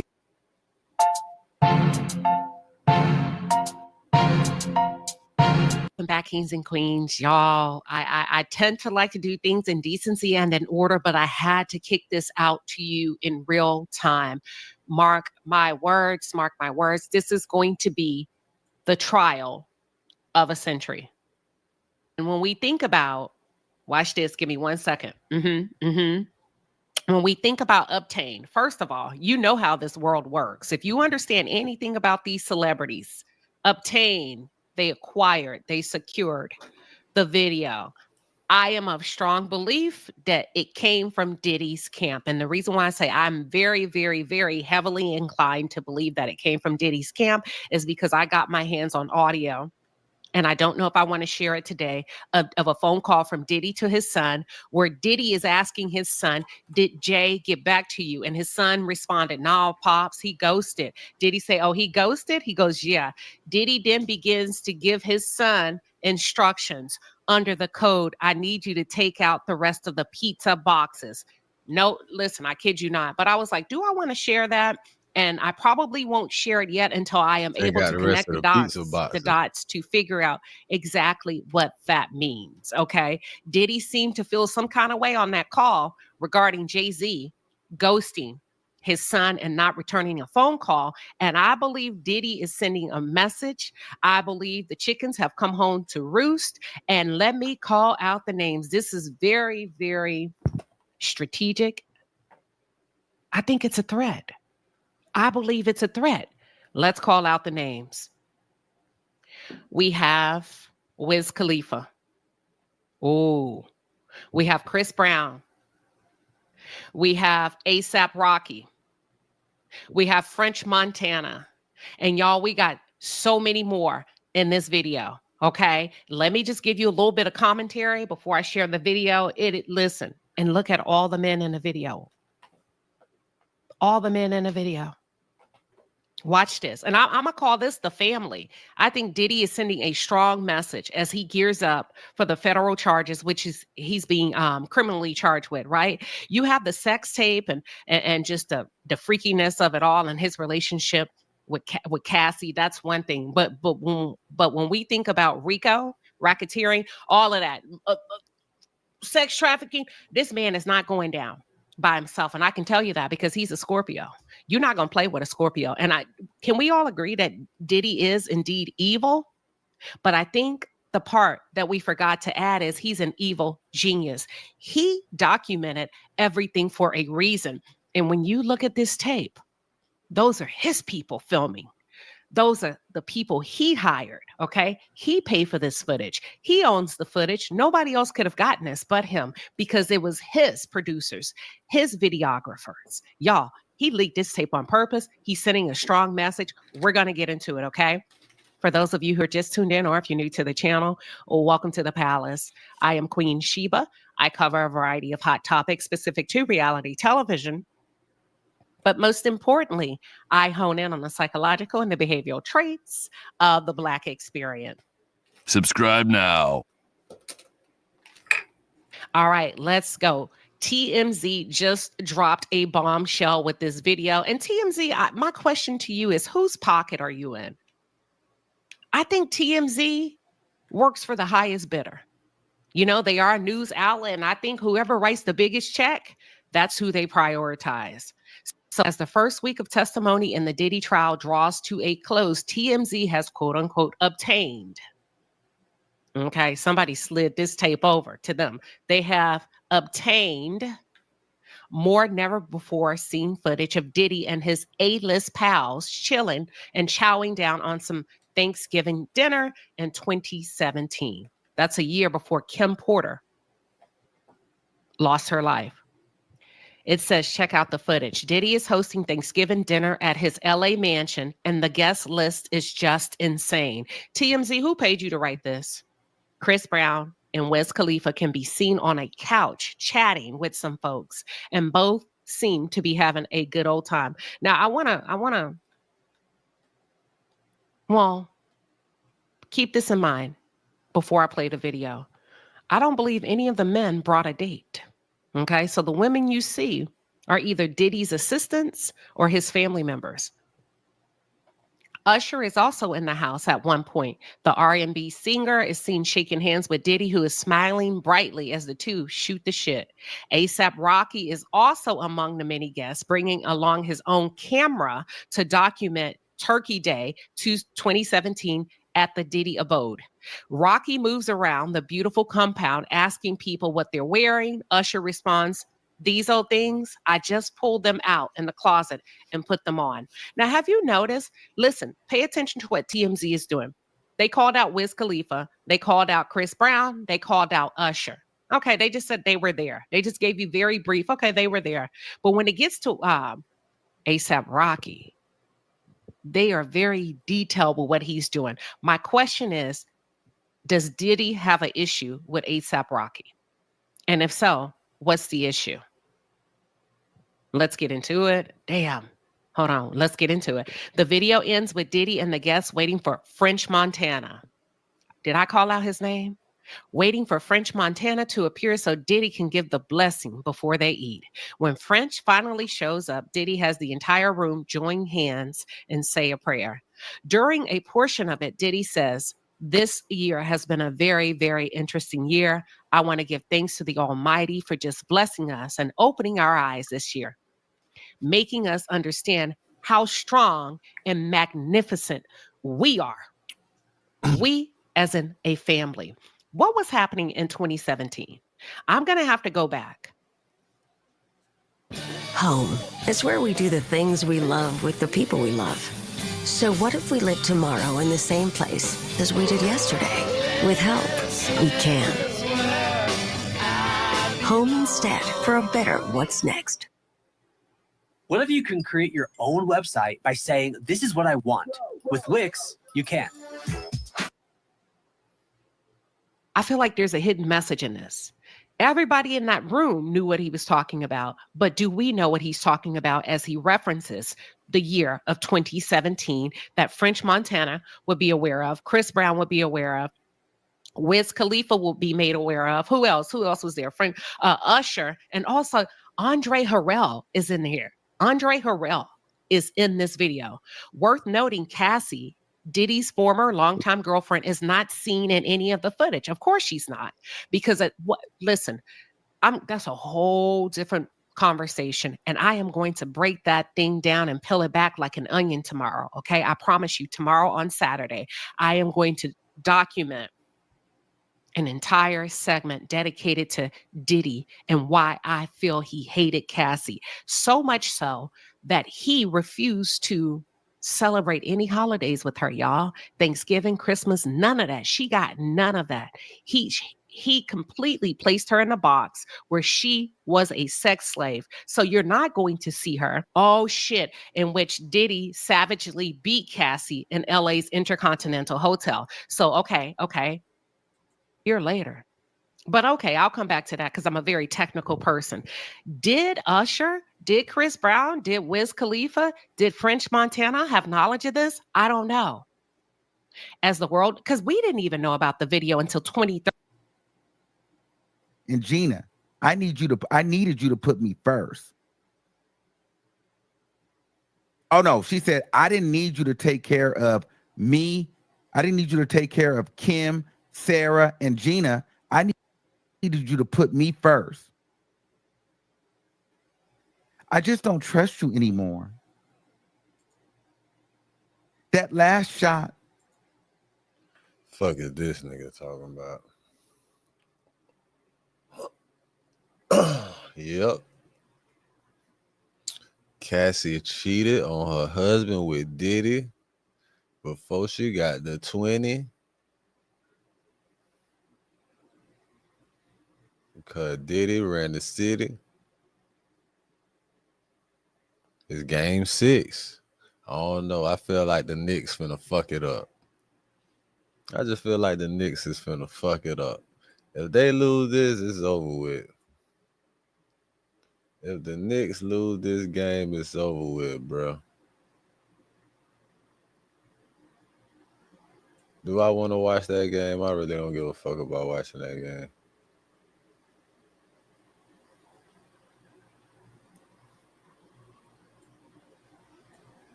Cut it out.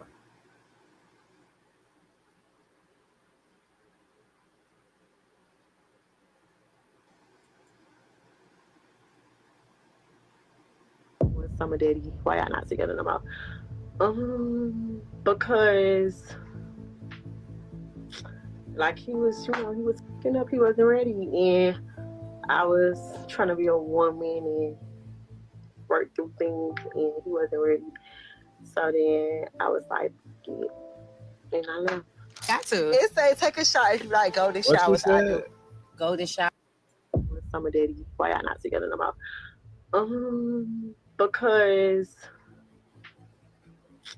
like he was fucking up, he wasn't ready, and I was trying to be a woman and work through things, and he wasn't ready. So then I was like, "Get," and I left. Got to. It say take a shot if you like golden showers. I do. Golden showers, meaning when the guy pees on you, pee on you everywhere. You like it? I just like it. You do? Sweet. Giving me pissy. You giving me pissy. Trina was even like, bitch.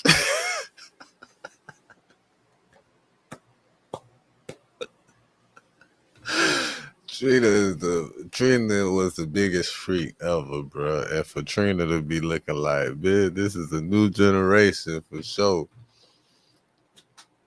Trina was looking like, what? Pee on me. What pee? Pee on you. Period. Period. Hashtag pee on you. Pee on you. Period. Cause I pee on you. Period. This shitty. Pee on you. Period. I would pee on you. Period. Any day how I rather be pissy than pissy any day how like I mother pissy how you rank. Your shorts get you rank. When you walk on stage and pop up the ground.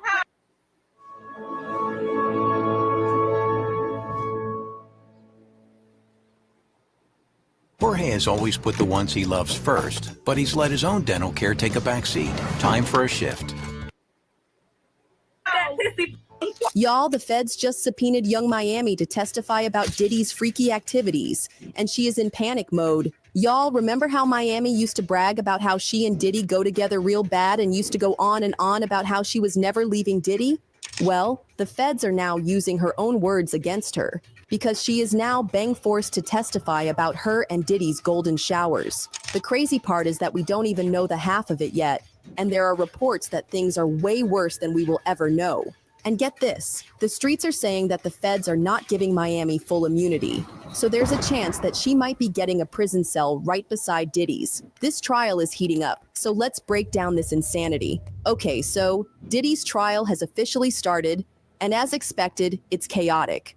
We already knew that it was going to be messy, given how wild the jury selection process was. It went on for an entire week, and a lot of celebs were dragged into it from the very first day. According to reports, the jury was also given names of high-profile names like rappers Kid Cudi and Kanye West, Destiny's Child singer Michelle Williams, actors Mike Myers and Lauren London, and singer Dawn Richard, who was previously signed to Combs Bad Boy Records. That was the moment we knew that we were up for something insane. And when Cassie took the stand to give her testimony against Diddy, it was wild. Now, there are no cameras allowed in the courtroom, so we don't have direct access to see what's happening in real time, like we saw in the Johnny Depp versus Amber Heard trial. But several reporters have been telling us about what happened during the trial, so we still know what's going on.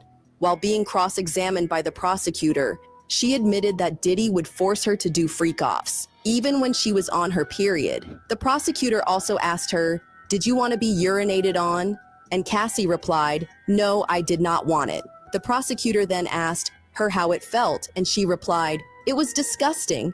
It was too much. I choked. No one could think I wanted it." When asked why she choked and if she wanted Diddy to pee in her mouth, she replied, "Too much urine in my mouth. I didn't want anyone to urinate on me. It was obvious I didn't want to be on the ground being urinated on by two men.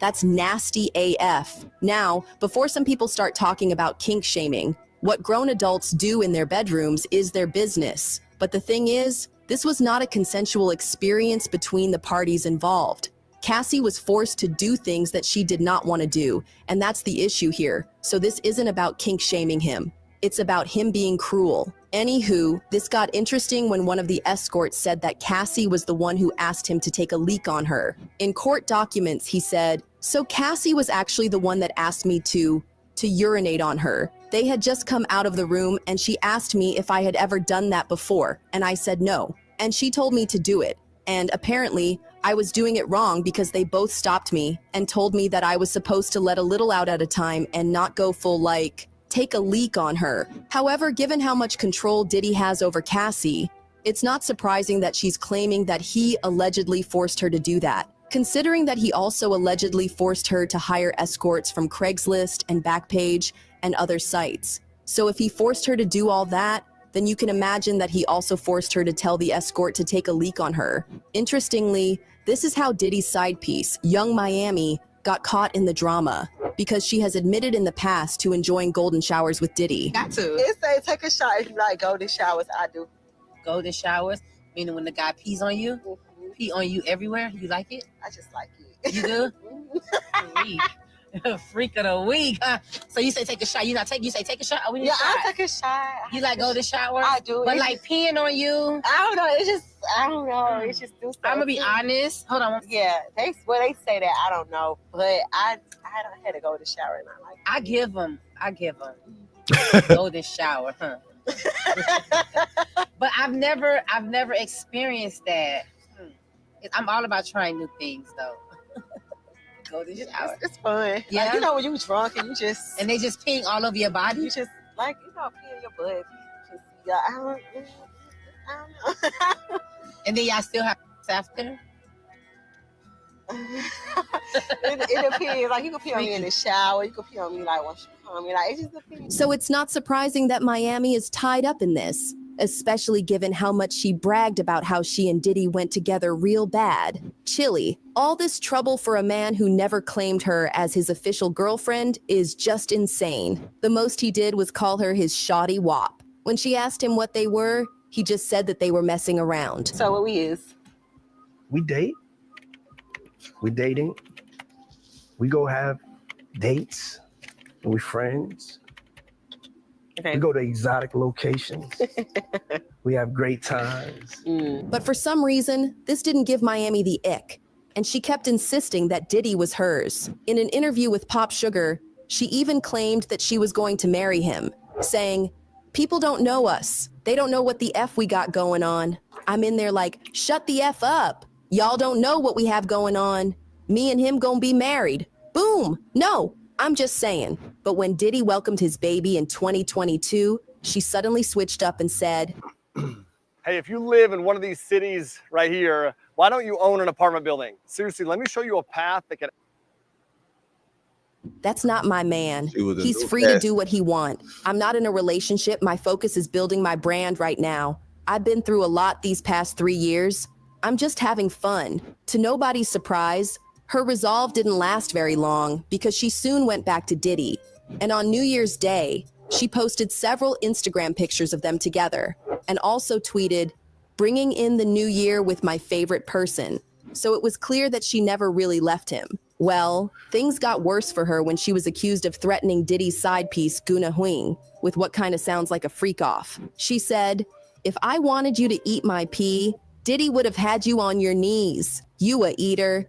Gina, you've been down bad ever since I came into the picture. You've been crying for a baby for 10 years. You've been around as a bee that eat P and D when he feel like it. You a eater. You the same bee that was crying on Tasha K because you wanted a baby pour sushi."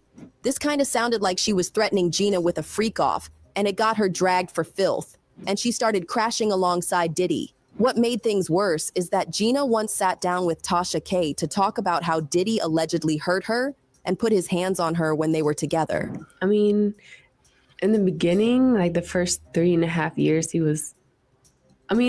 first 4 months, he was really nice. But then after that, he started being an asshole. So like I say, like the first 3.5 years, he was like mean to me. So when you say mean, describe it. He was abusive. He was like always belittling me and always like he was like Damn, mentally, emotionally, and physically abusing me.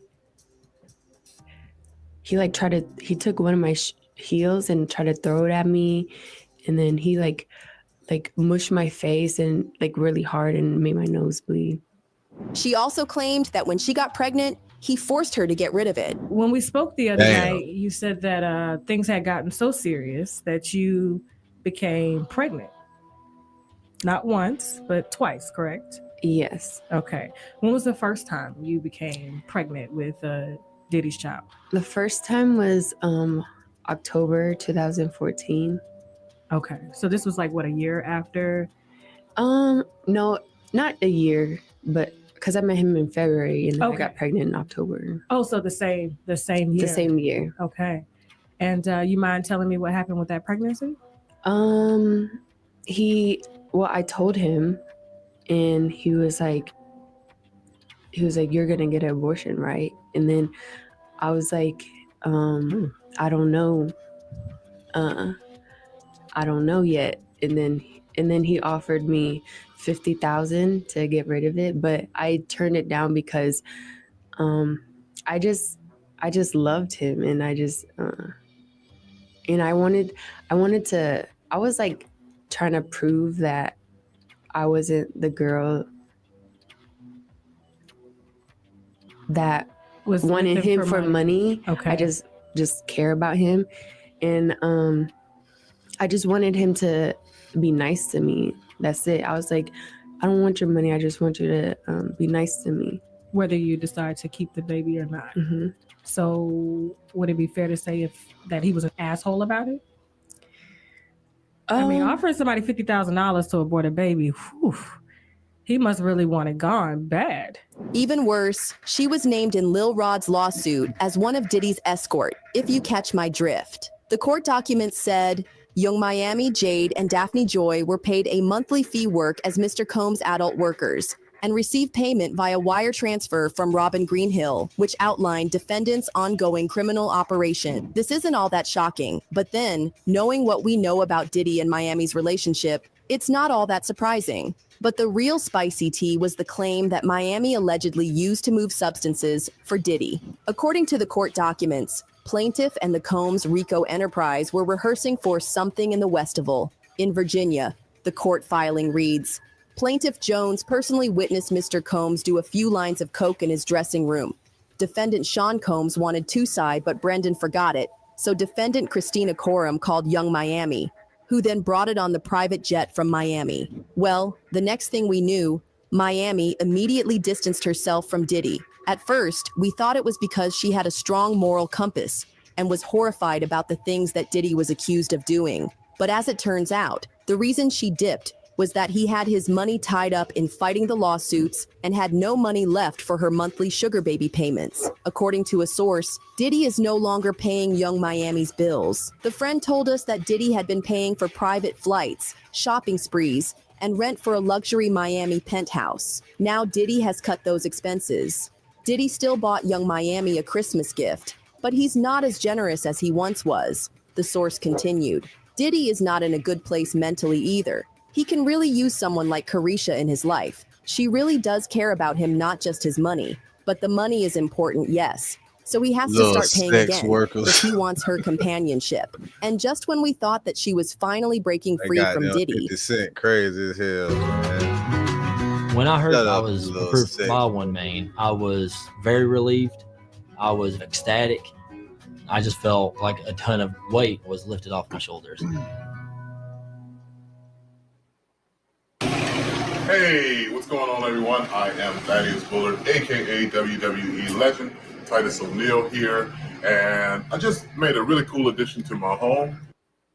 she was named in a lawsuit against Diddy, where she was accused of bullying one of Diddy's victims to the point where the other woman had a miscarriage. The court documents state that the victim, who chose to stay anonymous and file as a Jane Doe, was reportedly coerced into taking substances at Diddy's house. It said, in July of 2022, Jane Doe traveled at defendant Combs' command to his home in Los Angeles. While in defendant Combs' bathroom, Jane Doe was compelled to ingest an unknown substance. Jane Doe later learned it was or contained the drug and/or other substances, which caused Jane Doe to black out and lose consciousness intermittently throughout the night. Jane Doe did not consent to ingesting ketamine and/or other substances. She went on to claim that while she passed out from the substances, she woke up with bruises all over her body, indicating that something bad had happened to her while she was passed out. She wrote, Combs would make her perform a show for him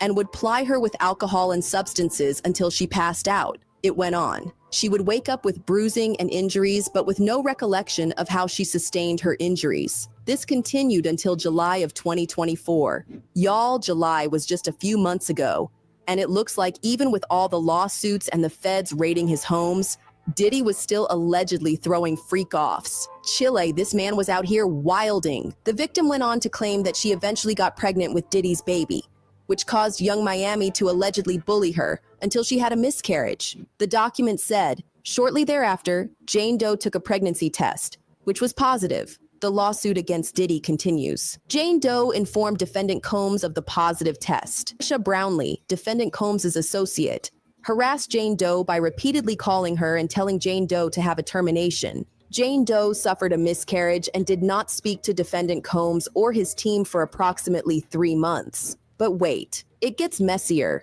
because it turns out that Young Miami's family members were in on her shenanigans as well. According to Lil Rod's lawsuit, Mr. Combs was intoxicated and offered cocaine to Mr. Jones. Mr. Jones rejected him and proceeded to walk to the restroom. While using the restroom, Young Miami's cousin burst into the bathroom and began groping Mr. Jones. Mr. Jones believes that Mr. Combs sent her in there to SA Mr. Jones. As she entered the bathroom, she dropped to her knees and began performing oral action on Mr. Jones's exposed privates. Mr. Jones pushed her away and exited the bathroom. It continued. Young Miami's cousin did not accept Mr. Jones's rejection, as she proceeded to follow Mr. Jones out of the bathroom. She started undressing and attempted to straddle him and have intimacy with him in the presence of Mr. Combs and his staff. The document said, on another occasion in Miami, Florida, on Thanksgiving night of 2022, Mr. Combs asked Mr. Jones and DeForest Taylor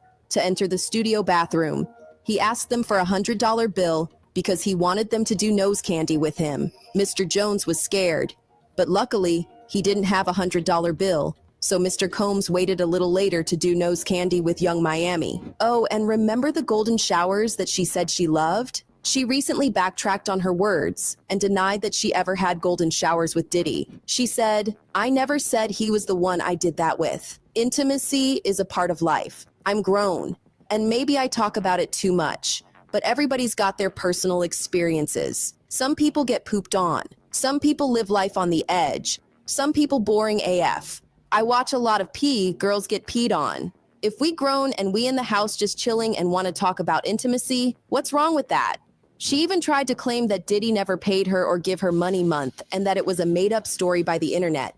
She tweeted, something the internet made up and y'all ran with it? Ninjas don't even pay that for child support. Why TF would a ninja ever pay me $250,000 for? For what? Well, now, she is also claiming that the golden showers thing never happened, and she just made it up to promote her drinking game. She tweeted, do you remember why you fell in love with me? And someone responded, when I found out you loved getting peed on. Miami then tweeted, I was playing. A ninja never ever peed on me. I did that to promote my card game, and it did exactly what I needed to do. But that was also a fat lie, because she admitted she loved the golden showers during an Instagram live with Swasi Santana. And that was way before she started selling the card games. Giving that pissy.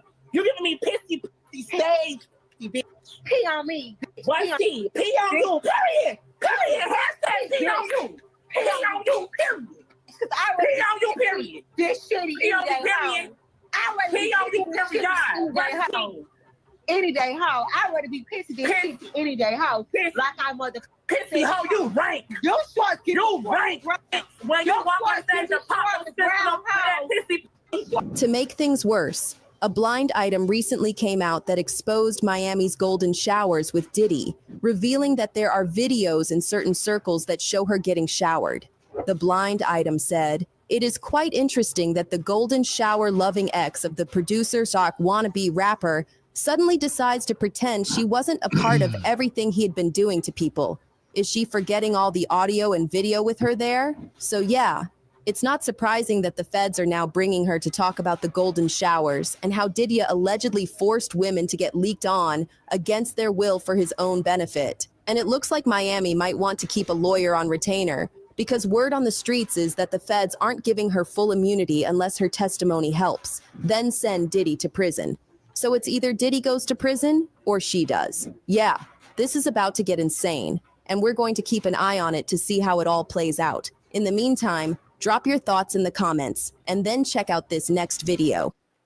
Hey, did you know that 97% of business owners say that inconsistent revenue is their biggest challenge? Wow, 3% call revenue completely predictable. Imagine that. My name's Grant Cardone. I've been consulting with business owners for 40 years. I have found the #1 cause of unpredictable.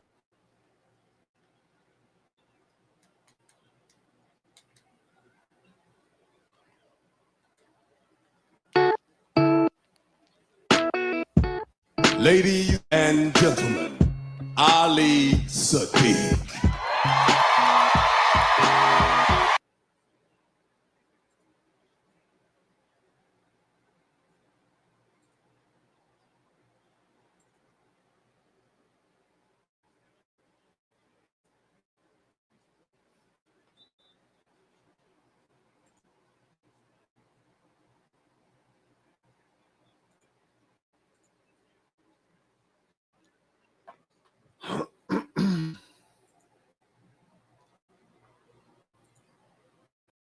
I'm a hustler on a mission, grinding for that spot, a brand new pot to piss in. Trying to school my partners home, they pay attention. I'm sticking to my vision, on the road to the riches. Every single day, I'm a hustler on a mission, trying to get 100 M's, nigga, I ain't kidding. I'm on a mission, 24/7, 365, until I reach the heaven.